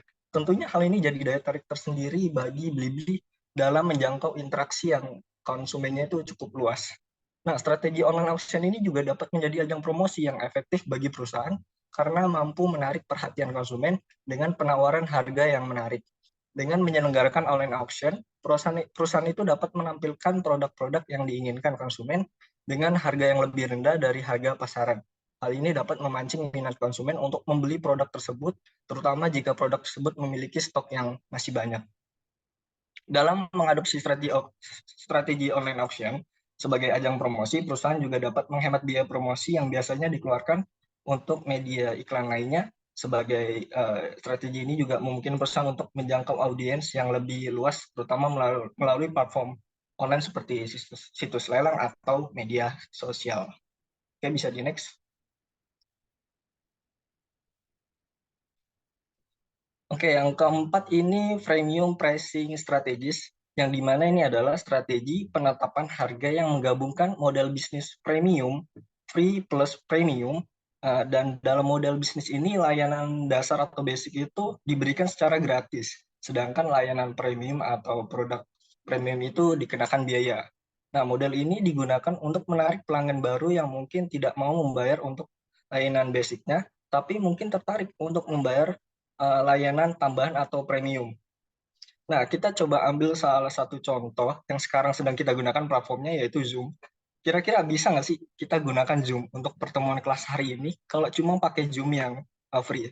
Kan tentunya nggak bisa ya, karena Zoom itu ada penerapan batasan durasi meet itu sekitar 1 jam saja. Nah, Zoom itu menggunakan freemium pricing strategis ini. Untuk kita bisa akses durasi meet lebih dari 1 jam, maka kita tuh harus membeli fitur premium yang dimiliki oleh Zoom untuk menikmati layanan fitur-fitur premium mereka. Selain itu juga teman-teman mungkin juga menggunakan Spotify atau YouTube pastilah. Kedua platform ini juga kan menggunakan strategi premium pricing, di mana untuk kita pengguna yang mau dapat akses bebas iklan, salah satunya, dan fitur premium lainnya tuh kita harus berlangganan bulanan atau bahkan tahunan untuk bisa menikmati layanan bebas iklan dan fitur premium lainnya. Oke, bisa di next. Oke, strategi yang kelima yang terakhir adalah pricing advantage for online shopper, adalah keuntungan yang didapat oleh konsumen saat melakukan pembelian produk secara online. Dengan adanya pricing advantage for online shopper ini, konsumen itu dapat memperoleh produk yang diinginkan dengan harga yang lebih murah dan mendapatkan keuntungan lain yang tidak ditemukan di toko fisik. Selain itu, konsumen juga dapat dengan mudah membandingkan harga produk dari berbagai toko online dengan menggunakan fitur perbandingan harga atau search engine. Nah, dengan begitu, mereka tuh dapat memilih penawaran terbaik dan mendapatkan harga yang lebih murah, seperti contohnya Shopbot yang ada webnya itu. Kemudian, pricing advantage for online shops juga memberikan kemudahan bagi konsumen dalam mendapatkan informasi produk secara detail. Nah, di toko online itu misalnya kita seperti Shopee dan Tokopedia. Kan pas saat kita misalnya cari barang, misalnya kita pengen cari barang handphone, di bagian atas itu ada fitur filter. Nah, dari fitur filter itu produk ini konsumen tuh bisa dengan mudah mengakses informasi produk yang pengen dicari secara spesifik, misalnya misalnya berdasarkan bintang ulasan pelanggan yang tertinggi, kemudian ketersediaan stok, harga termurah, harga maksimal, harga minimum. Nah, dengan hal ini tuh membantu konsumen untuk membuat keputusan pembelian yang lebih cerdas dan juga akurat. Baik, sekian. Selanjutnya akan dijelaskan oleh rekan saya. Terima kasih. Perkenalkan, nama saya Roida. Saya akan memaparkan materi dari chapter 10.5, yaitu Psychological, Legal, and Ethical Aspect of Pricing. Materi ini terdiri dari 4 subbab. Yang pertama ada Psychological Issue in Pricing, yang kedua ada Psychological Pricing Strategies, yang ketiga ada Legal and Ethical Issue in B2C Pricing, dan yang terakhir ada Legal and Ethical Issue in B2B Pricing. Next slide. Saya akan menjelaskan materi pertama, yaitu Psychological Issue in Pricing. Yang pertama ada Buyer Pricing Expectation, atau penetapan harga berdasarkan ekspektasi dari penjual. Nah, kita semua tahu bahwa umumnya konsumen menetapkan persepsi mereka terhadap harga tergantung dengan fair price, atau bahasa gampangnya seperti pengalaman mereka di masa lalu. Oleh karena itu, sangat penting untuk mengetahui ekspektasi konsumen dalam menetapkan strategi harga. Contohnya ketika kita tahu bahwa dari sisi konsumen merasa harga mie goreng itu Rp2.000, tapi kita semua tahu adanya inflasi dari hari ke hari. Kita paham, ya udah untuk harga mie akan segitu-gitu aja. Jadi konsumen akan berekspektasi, oh harganya akan terus segitu. Sekalipun naik nggak akan jauh harganya, nggak akan yang tiba-tiba langsung Rp5.000. Paling nambahin 500 perak, itu pun bertahap. Maka sangat penting untuk mengetahui ekspektasi konsumen dalam menetapkan strategi harga. Yang kedua ada internal reference price, atau penetapan harga berdasarkan referensi internal. Atau dengan kata lain, konsumen memiliki range harga atas suatu produk di dalam dirinya berdasarkan pengalaman di masa lalu, sehingga mereka dapat menilai mana produk yang harganya sesuai, mana yang nggak cocok dengan range harga mereka. Contohnya kayak kita mau beli kopi nih, mungkin kalau kita beli kopi di coffee shop kayak Kopi Kenangan atau Janji Jiwa, kita bakal dapat kopi dengan harga Rp18.000 sampai Rp25.000 untuk 1 cup kopinya. Oleh karena itu, mungkin range harganya sekitar Rp18.000 sampai Rp25.000. Jadi kalau ada kopi yang harganya di bawah itu, kita bakal merasa kayak, kok kopinya murah banget nih, sehat nggak ya bahan-bahannya? Jadi bakal aneh lah gitu. Seperti itu. Begitu juga kalau konsumen yang biasanya beli harga Rp18.000 sampai Rp25.000, beli kopi di Starbucks yang harganya Rp50.000 sampai Rp70.000. Konsumen tersebut bakal mikir ini mahal banget, nggak worth it. Beli di Kopi Kenangan bisa dapat 2, di sini cuma dapat 1. Begitu juga orang yang suka beli Starbucks, udah biasa beli harga Rp70.000, Rp50.000, kalau beli Kopi Kenangan yang setengahnya kan aneh juga gitu. Jadi semuanya berdasarkan referensi internal konsumennya masing-masing. Yang ketiga ada price quality reference, atau referensi berdasarkan harga dan kualitas. Seperti yang kita ketahui, ada harga, ada kualitas. Di mana dalam hal ini konsumen biasanya meletakkan kepercayaan mereka terhadap barang yang terlihat lebih berkualitas dan tingkat harga yang dimiliki oleh kedua barang yang cukup identikal. Biasanya kita merasakan hal ini seperti ketika kita membeli produk-produk sepatu atau produk-produk baju, yang dimana ketika harganya lebih mahal, kita akan merasa ini akan lebih berkualitas, terus mungkin bahan-bahan yang digunakan juga lebih berkualitas, lebih bagus, terus juga waktu pakainya akan lebih lama, seperti itu. Jadi istilahnya ada harga, ada kualitas. Next slide. Selanjutnya ada Psychological Pricing Strategies. Setelah kita tahu issue in pricing itu ada apa aja, seperti buyer pricing expectation, internal reference price, price quality reference, kita tahu nih gimana sih menetapkan strategi penetapan harga berkaitan dengan psychological itu sendiri. Yang pertama ada odd even pricing. Nah, strategi penetapan ini percaya bahwa akhiran 99 akan lebih mempengaruhi konsumen untuk membeli suatu produk dibanding akhiran 00.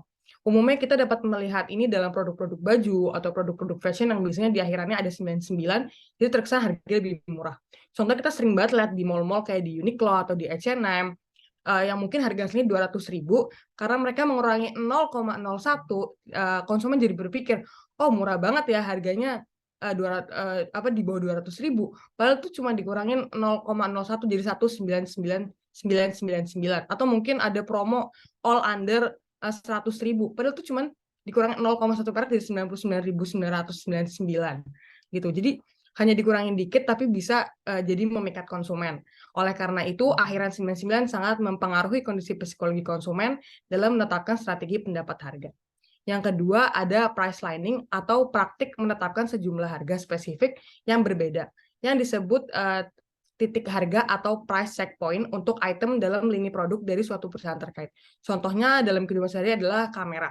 Jika kita melihat toko-toko kamera seperti Sony atau Canon, kita dapat melihat bahwa mereka menjual kamera ada yang harganya 4 juta, tapi mereka juga jual kamera harga 6 juta untuk fitur yang lebih baik, atau bahkan ada yang 15 juta untuk fotografer atau orang-orang yang lebih pro. Atau contoh lain seperti iPhone. Ada iPhone 14 mini, ada iPhone 14, ada iPhone 14 Pro, ada iPhone 14 Pro Max. Gitu.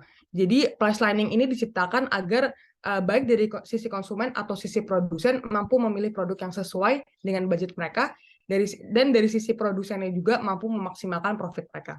Kemudian yang terakhir ada prestige pricing. Strategi penetapan harga ini digunakan oleh pasar barang mewah yang menjaga agar harga tetap tinggi secara artifisial. Yang seperti kita ketahui, tas-tas branded kayak Chanel, Dior, Gucci, dan masih banyak lagi.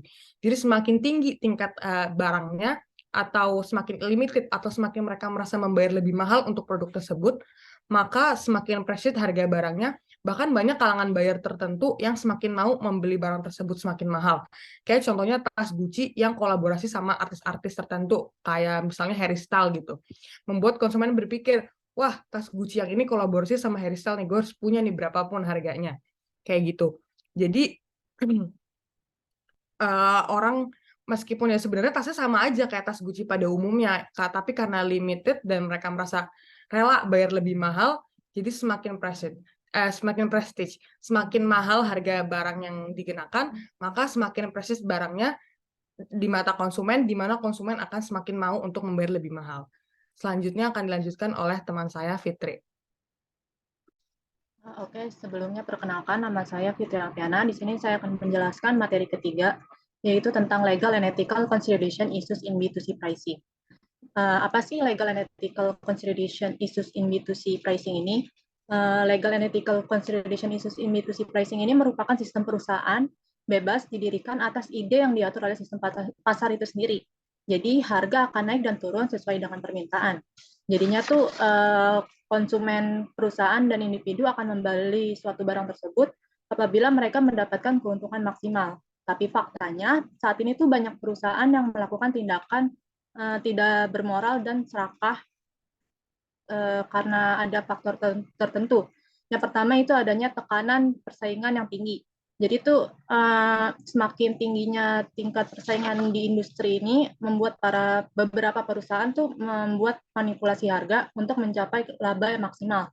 Yang kedua itu ada ketidaktransparan informasi harga. Adanya biaya tambahan yang tersembunyi dapat mempengaruhi keputusan konsumen untuk membeli atau tidak produk tersebut. Yang ketiga yaitu ada kebijakan pengambilan keputusan yang tidak adil. Adanya penetapan harga tinggi tanpa alasan dan penetapan harga tinggi yang tidak sesuai dengan produk yang mereka jual. Jadinya membuat konsumen merasa rugi untuk membeli produk tersebut. Yang terakhir yaitu adanya kurangnya pengawasan dan regulasi yang lengah. Seperti yang kita ketahui, banyak perusahaan yang melakukan penetapan harga secara bebas dikarenakan adanya kurangnya pengawasan dari pihak berwenang sehingga konsumen ini merasa dirugikan. Next. Nah, contohnya ini kita bisa melihat pada kasus PT PLN, di mana mereka ini memperlakukan PT PLN ini merupakan sistem perusahaan listrik negara yang memiliki tanggung jawab untuk menyediakan pasokan listrik di seluruh Indonesia. Namun, beberapa fakta dilaporkan bahwa PT PLN ini telah melakukan dugaan monopoli dan oligopoli dalam penetapan harga, seperti mengontrol harga jual listrik pada konsumen dan menghindari persaingan dengan cara memperpanjang kontrak pembelian listrik dari produsen listrik independen yang lebih murah. Selain itu juga dicurigai bahwa PT PLN ini menerapkan kebijakan harga yang tidak transparan dan berubah-ubah yang merugikan konsumen. Pada saat itu, PLN menaikkan harga secara tiba-tiba tanpa pemberitahuan sebelumnya, sehingga konsumen ini harus membayar tagihan listrik yang lebih tinggi dari sebelumnya.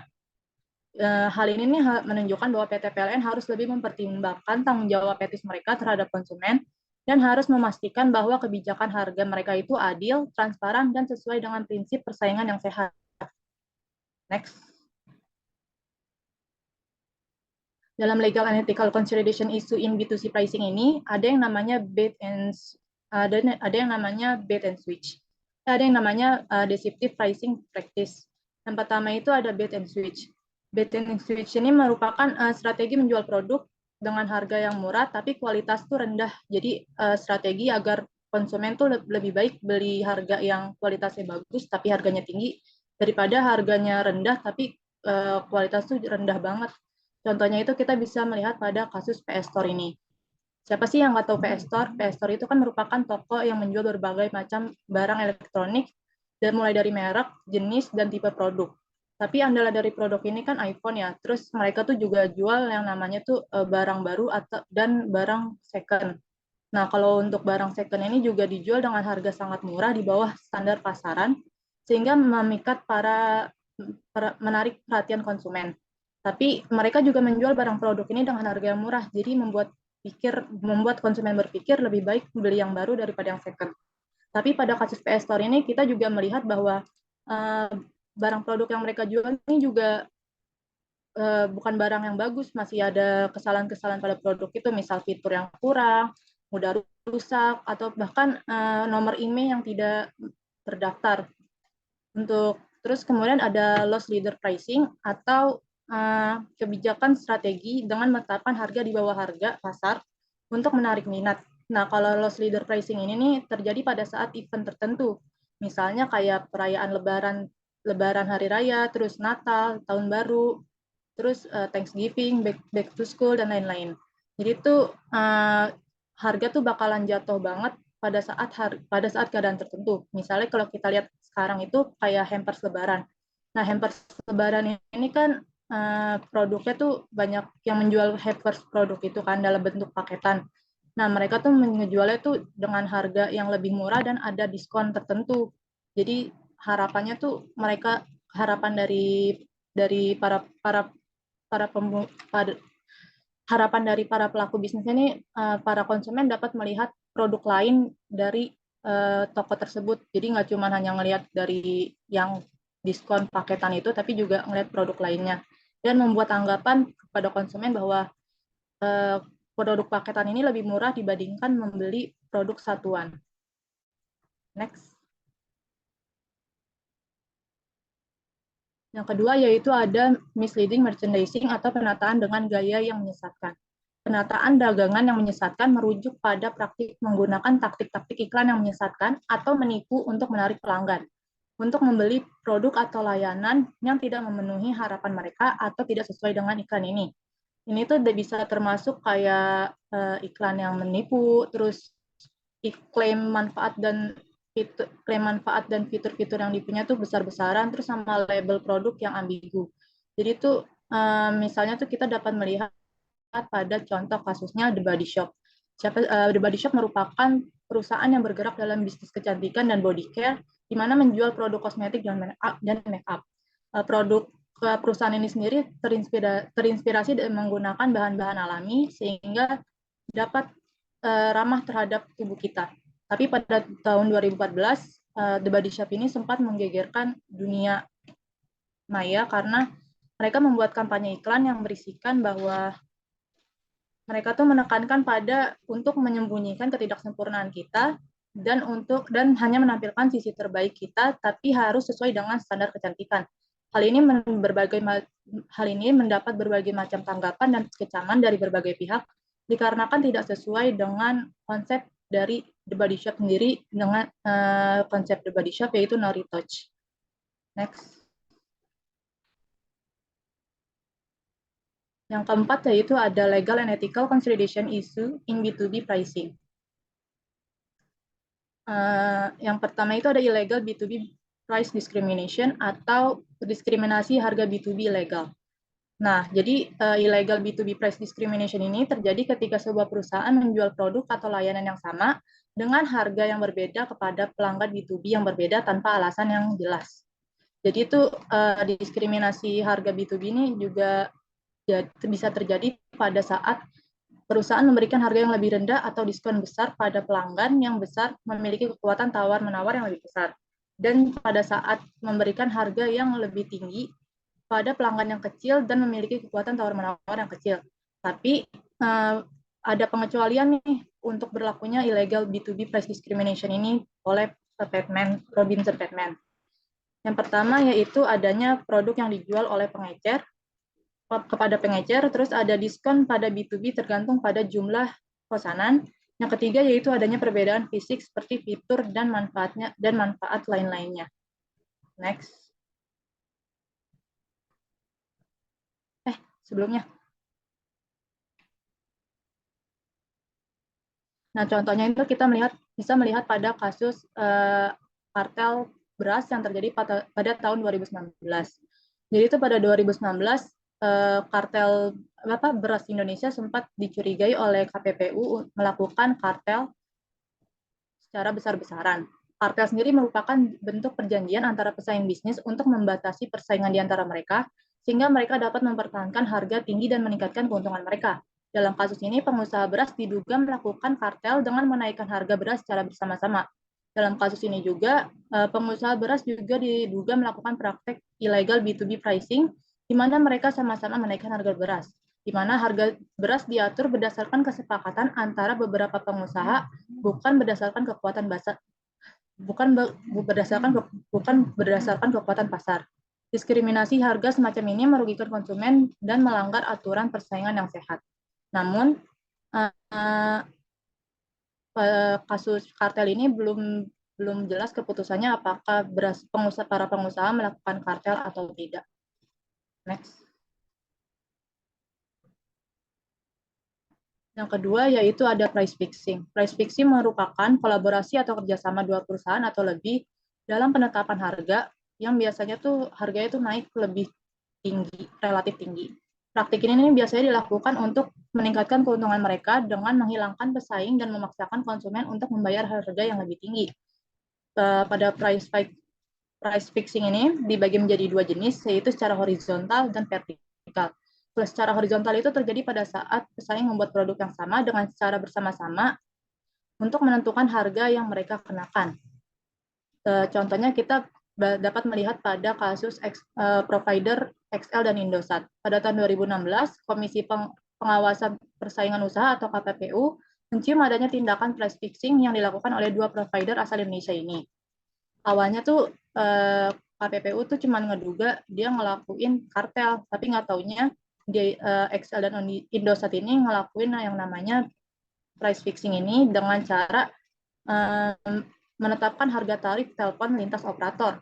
Jadi pada tahun 2016 itu KPPU itu lagi menetapkan, lagi ada tangguhan tarif, tapi XL sama Indosat ini malah menaikkan harga tarif antar lintas operator, di mana kalau XL ini menaikkan jadi Rp59 per menitnya, sedangkan Indosat itu menjadi Rp60 per menitnya. Next. Yang kedua yaitu ada vertikal. Itu terjadi ketika produsen atau grosir mencoba memaksa pengecer untuk menggunakan harga tertentu untuk produk mereka. Saat penetapan harga vertikal ini, pengecer mengundang produk tersebut harus mengatakan harga eceran yang disarankan. Terus yang terakhir yaitu ada predatory pricing atau penetapan harga yang sangat rendah dengan tujuan agar para pesaing kompetitornya keluar dari bisnis dikarenakan tidak mampu memperlakukan harga yang rendah dan tidak mampu bertahan. Apa sih predatory pricing ini? Predatory pricing ini merupakan sebuah istilah yang digunakan dalam dunia perdagangan guna menggambarkan keadaan rendahnya tarif suatu barang atau bisa juga jasa yang bertujuan untuk menyingkirkan kompetitor atau lawan bisnisnya. Jadi kita dapat dalam praktek predatory pricing ini, seorang pelaku melakukan tarif predator akan rela begitu menjual barangnya dijual di bawah harga normal dan membuat para pesaingnya tuh jadi berhenti untuk menjual barang yang serupa, produk yang serupa. Para pelaku predator pricing ini rela menjual harga di bawah standar sampai-sampai mereka juga harus siap yang namanya mengalami kerugian yang besar-besaran. Terus contohnya ini kita dapat melihat pada pemberlakuan tarif ojek dan ojek online yang mendorong promosi untuk menarik konsumen. Pada kan dulu banyak banget nih aplikasi ojek online, layanan aplikasi ojek online. Tapi itu Gojek dan Grab ini diduga pakai predatory pricing ini dengan cara memberikan diskon besar-besaran terhadap produk layanan jasa mereka. Hal itu membuat aplikasi yang serupa, produk layanan serupa itu jadi menyerah dan nggak sanggup untuk bertahan di dunia yang sama dalam bidang transportasi. Jadinya tuh kita dapat ngelihat bahwa sekarang tuh banyak yang jadi mitra dari Grab dan Gojek, misalnya Uber yang bermitra dengan Grab dan Bluebird yang bermitra dengan Gojek. Terus hal ini dikarenakan karena mereka sendiri tidak mampu bertahan di pasar persaingan ini. Sekian, next. Oke, terima kasih untuk teman-teman kelompok 1 yang telah membawakan materi terkait dengan chapter 10. Selanjutnya kami terbuka untuk sesi diskusi lebih lanjut, dan apabila Ibu Dewi ada tanggapan dan juga teman-teman yang memiliki pertanyaan, bisa mengaktifkan fitur raise hand atau mengirimkan langsung pertanyaan melalui kolom chat. Terima kasih.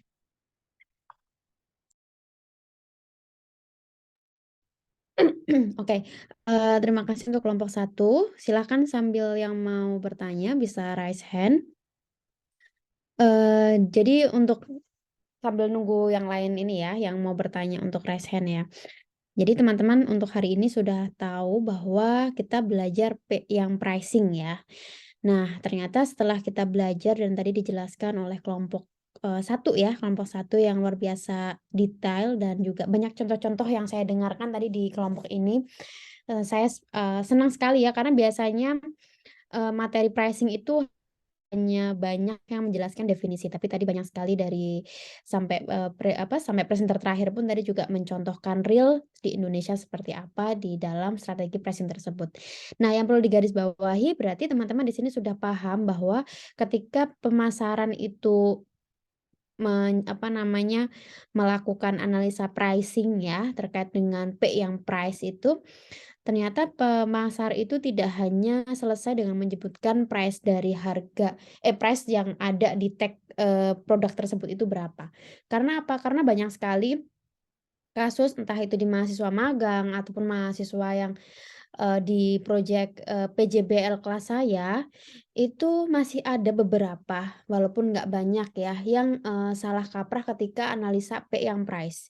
Nah, sekalian saya mau reminder bahwa nanti kan kalian akan ada PJBL ya, Project Based Learning, PJBL, di mana PJBL tersebut nanti yang akan saya juga buat untuk ujian akhir ya, untuk UAS.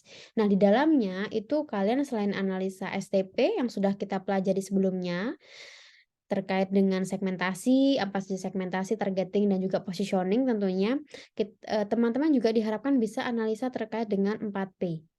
Ya, 4P dari produk yang teman-teman sudah pilih, yang waktu itu sudah diinfokan ke saya, terkait dengan apa yang existing ada, yang sekarang ini ada, yang existing, maupun nanti secara berkelanjutan. Maksudnya adalah dari hasil yang teman-teman analisa kurangnya itu di sebelah mana, bagian STP maupun 4P-nya. Nah, dari materi hari ini yang kalian sudah pelajari terkait dengan pricing itu kan ternyata ada banyak sekali strategi pricing ya. Dengan masing-masing strategi itu punya tujuan masing-masing, punya ciri khas masing-masing. Misalnya tadi ada yang menyebutkan psychological pricing.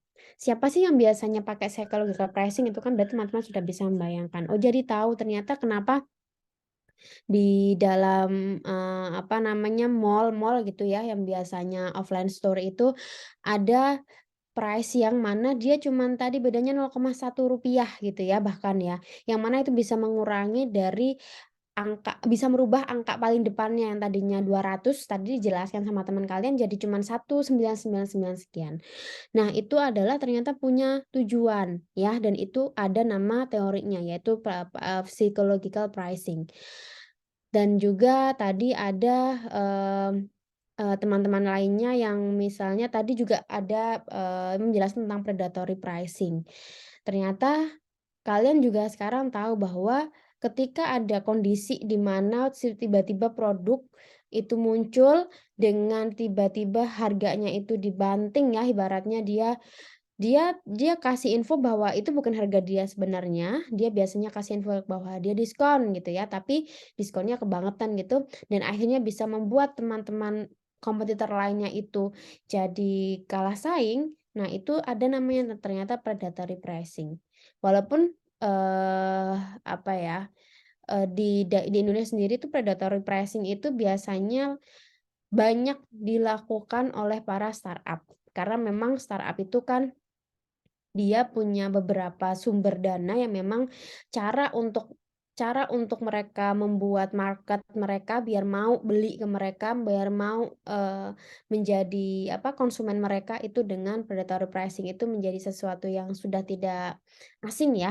Bagaimana dulu Gojek mungkin kalau nggak caranya kayak gitu nggak akan banyak tuh orang dengan cepat menggunakan jasa Gojek. Saya ingat sekali waktu kuliah itu Gojek pertama kali muncul. Nah, di mana biasanya saya dari kosan kalau misalnya telat itu mau nggak jalan kaki tapi naik ojek kan biar lebih cepat. Di mana abang-abang ojek yang ada di pangkalan tuh kita tahu kan, kita nggak bisa tahu harganya nanti berapa. Pun misalnya mereka kasih harga di depan kadang juga ada yang tiba-tiba nakal gitu ya. Ketika kita udah turun harganya dimahalin dan lain sebagainya. Nah, tiba-tiba muncul si Gojek ini dengan satu aplikasi yang mungkin kalau waktu itu dia nggak menggunakan sistem itu akan sulit juga, nggak secepat itu untuk diterima oleh masyarakat. Nah, tiba-tiba mahasiswa jadi semuanya tuh pakai Gojek waktu itu. Kenapa? Karena kalau waktu itu pakai referral code. Ya, dengan cara ketika saya dapat referral code dari teman saya tiba-tiba jadi Rp0 atau cuma bayar berapa ribu gitu. Dibandingkan saya harus bayar 20.000 kalau misalnya ojek pangkalan. Nah, tentu buat mahasiswa waktu itu ya, statusnya mahasiswa itu sangat-sangat signifikan berpengaruh. Jadi berbondong-bondong banyak sekali mahasiswa yang waktu itu jadi salah satu target utama para Gojek ini yang akhirnya juga dengan cepat mereka bisa memasuki pasar. Karena untuk pertama kali ya ojek online di Indonesia dengan satu sistem online seperti itu. Gitu ya. Jadi teman-teman di sini nanti kalau misalnya mengerjakan PJBL-nya, analisa pricing-nya diingat-ingat lagi. Misalnya kalian analisa Subway, tentunya kalian nggak cuman kasih harga varian tertentu harganya sekian ribu rupiah. Tapi nggak kayak gitu ya. Kalian boleh menyebutkan harga-harga, tapi so what gitu. Dengan mereka melakukan harga seperti itu, mereka kategori masuk klasifikasi jenis strategi yang mana, kayak gitu ya. Nanti bisa teman-teman sudah tahu ternyata banyak sekali analisa klasifikasi strategi yang bisa kita masukkan ke dalam sebuah produk. Gitu ya. Oke, itu garis besarnya dari pertemuan pricing ini. Silahkan saya kembalikan ke kelompok 1. Bagi yang mau bertanya, ada yang mau bertanya? Oh, udah ada tuh. Silakan kelompok 1 ya kondisikan teman-teman yang lainnya yang mau bertanya.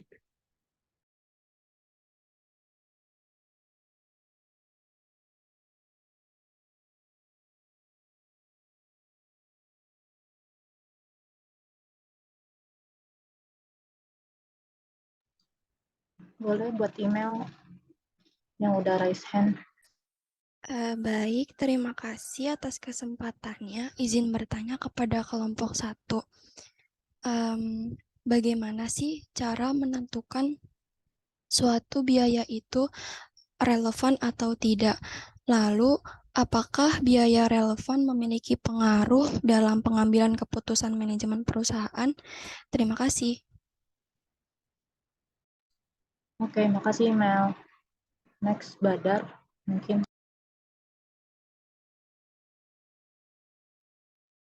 Oke. Sebelumnya makasih buat kelompok 1 atas pemaparannya presentasinya tadi. Izin bertanya, kan kalau misalnya kita berbisnis itu kan penting untuk kita tuh memahami nih bahwa kalau misalnya setiap konsumen itu kan memiliki preferensi dan juga kebutuhan yang berbeda nih. Nah, dalam rangka untuk memenuhi kebutuhan konsumen itu dan meningkatkan penjualan juga, kita ini kan perlu untuk menentukan nilai proporsi yang berbeda untuk setiap kelompok konsumennya nih. Cuman gimana nih kita tahu caranya untuk menentukan nilai proporsi yang berbeda untuk konsumen dengan preferensi dan juga kebutuhan yang berbeda. Apakah ada strategi khusus yang dapat digunakan untuk mencapai hal ini? Sekian, terima kasih. Terima kasih Badar. Next, mungkin Bella. Halo, terima kasih untuk kesempatannya. Perkenalkan nama saya Bella Nataya Candika. Hari ini saya ingin bertanya, dalam penentuan harga, suatu produk diperlukan beberapa pertimbangan. Bagaimana jika suatu produk bermerek diberikan diskon yang cukup besar, tetapi barang tersebut bukan kebutuhan konsumen? Menurut kalian, apakah barang bermerek tersebut tetap akan laku? Jika iya, tolong jelaskan, dan jika tidak, tolong jelaskan juga. Terima kasih.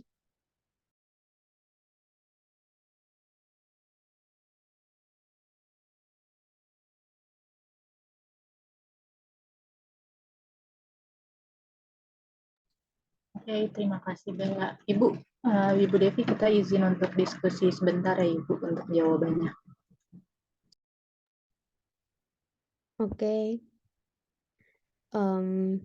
Sambil nunggu kelompok 1 diskusi, tadi saya sudah infokan ke Zaki ya, untuk kelompok 2 hari ini nggak jadi presentasi karena jam 10 kan kalian ada kelas lanjutan ya. Jadi untuk hari ini sampai ke kelompok 1 aja. Kemudian yang tadi saya mungkin sudah infokan sedikit ke Zaki bahwa kita akan ada dosen praktisi teman-teman ya. Ini baru saja pengumuman bahwa kelas kita lolos dosen praktisi, jadi nanti setelah Lebaran nanti akan ada dosen pendamping, tapi dia lebih ke praktisi ya. Jadi nanti teman-teman langsung diajar oleh mereka, dan untuk presentasi nanti kita lakukan asinkronus aja ya, karena saya tetap harus butuh nilai presentasi buat teman-teman yang belum presentasi tentunya ya, kelompok 2 dan seterusnya. Cuman gini, tadi terakhir saya sampaikan ke Zaki bahwa hari Kamis tetap disiapkan aja presentasi ya.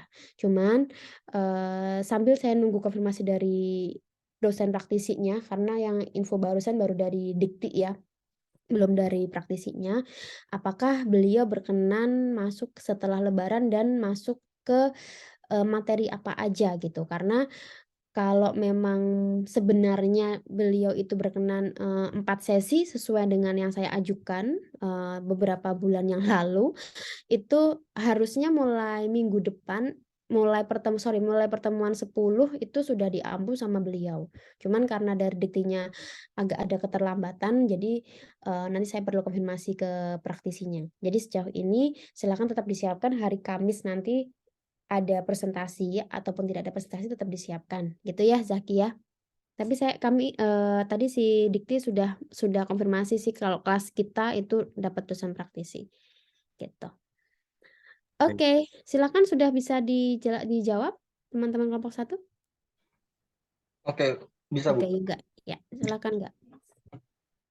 Oke, terima kasih. Saya akan menjawab pertanyaan dari Imelda terkait bagaimana cara menentukan suatu biaya itu relevan atau tidak. Lalu apakah biaya relevan memiliki pengaruh dalam pengambilan keputusan perusahaan.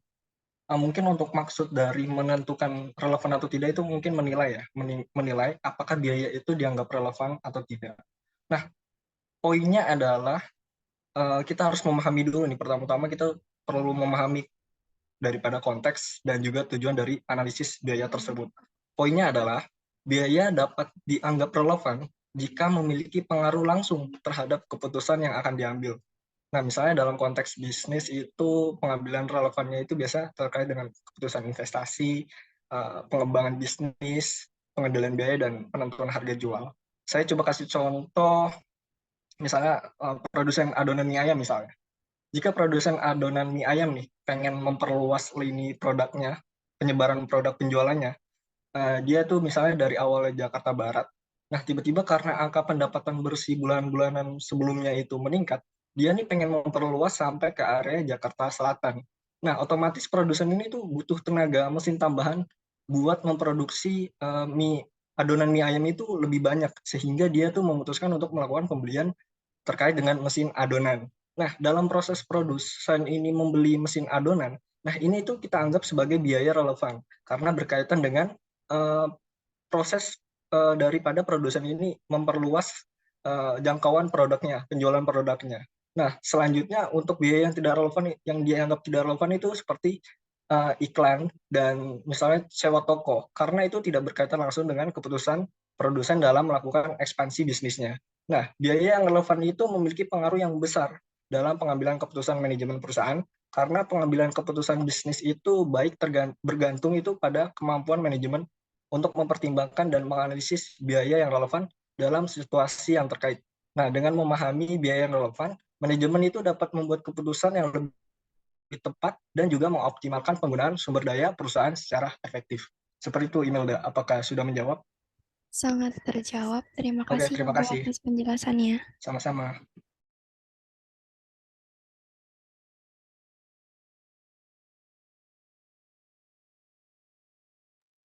Saya akan menjawab pertanyaan dari Nataya Bella Cantika, yaitu dalam penentuan harga dalam suatu produk diperlukan beberapa pertimbangan.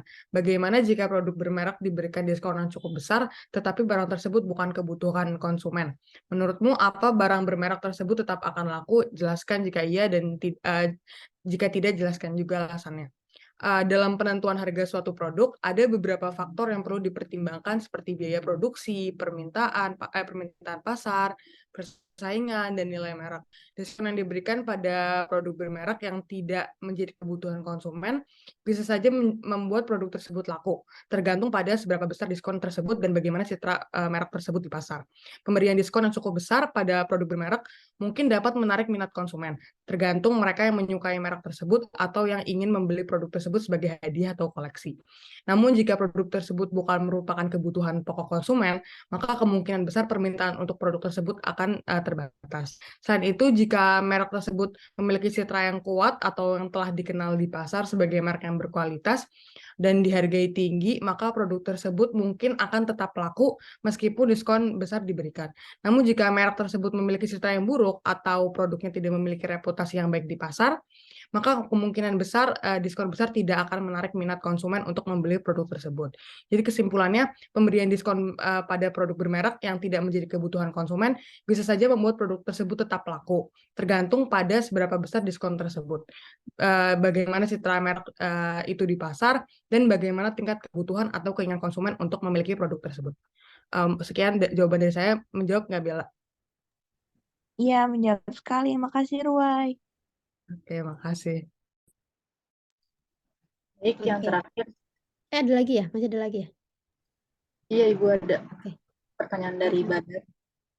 Tadi pertanyaan dari Badar itu kan bagaimana cara menentukan nilai proposisi yang berbeda untuk konsumen dengan preferensi, dan kebutuhan yang berbeda. Jadi itu menentukan nilai proposisi yang berbeda untuk konsumen dengan preferensi dan kebutuhan yang berbeda dapat dilakukan dengan beberapa langkah. Yang pertama yaitu kita melakukan identifikasi kebutuhan dan preferensi konsumen dengan melakukan survei dan riset pasar. Selanjutnya, kita tuh melakukan analisis pasar untuk memeriksa segmen pasar yang berbeda dan memahami preferensi mereka. Kemudian, mengembangkan nilai proposisi yang sesuai dengan setiap segmen pasar dengan menyesuaikan fitur, manfaat, harga produk, atau layanan. Terus setelah itu kita tuh melakukan uji nilai proposisi pada konsumen untuk mendapatkan umpan balik dan terus memantau dan mengevaluasi kinerja nilai proposisi untuk memastikan tetap sesuai dengan preferensi dan kebutuhan konsumen. Dengan cara ini tuh bisnis dapat menentukan nilai proposisi yang berbeda untuk konsumen dengan preferensi dan kebutuhan yang berbeda dan mengoptimalkan strategi pemasaran mereka untuk mencapai keberhasilan bisnis yang mereka inginkan. Apakah terjawab, Badar, pertanyaannya? Sangat terjawab. Terima kasih, Fitri. Ya, terima kasih kembali, Badar. Baik, kami akhiri presentasi dan sesi diskusi dari kelompok 1 dan pembawaan materi hari ini. Apabila dalam penyampaiannya terdapat kekurangan, mohon dimaafkan. Saya kembalikan ke Ibu Dewi. Terima kasih. Oke, terima kasih untuk kelompok 1. Selamat ya, bagus-bagus presentasinya. Dan mungkin tadi juga sudah saya ambil benang merahnya ya tentang pricing ini. Terima kasih yang sudah hadir hari ini dan silakan untuk lanjut di kelas berikutnya. Saya tutup. Wassalamualaikum warahmatullahi wabarakatuh. Waalaikumsalam warahmatullahi Waalaikumsalam wabarakatuh. warahmatullahi Masih banyak, Bu. wabarakatuh. Terima kasih, Baik Bu. ya. Oke, sama-sama.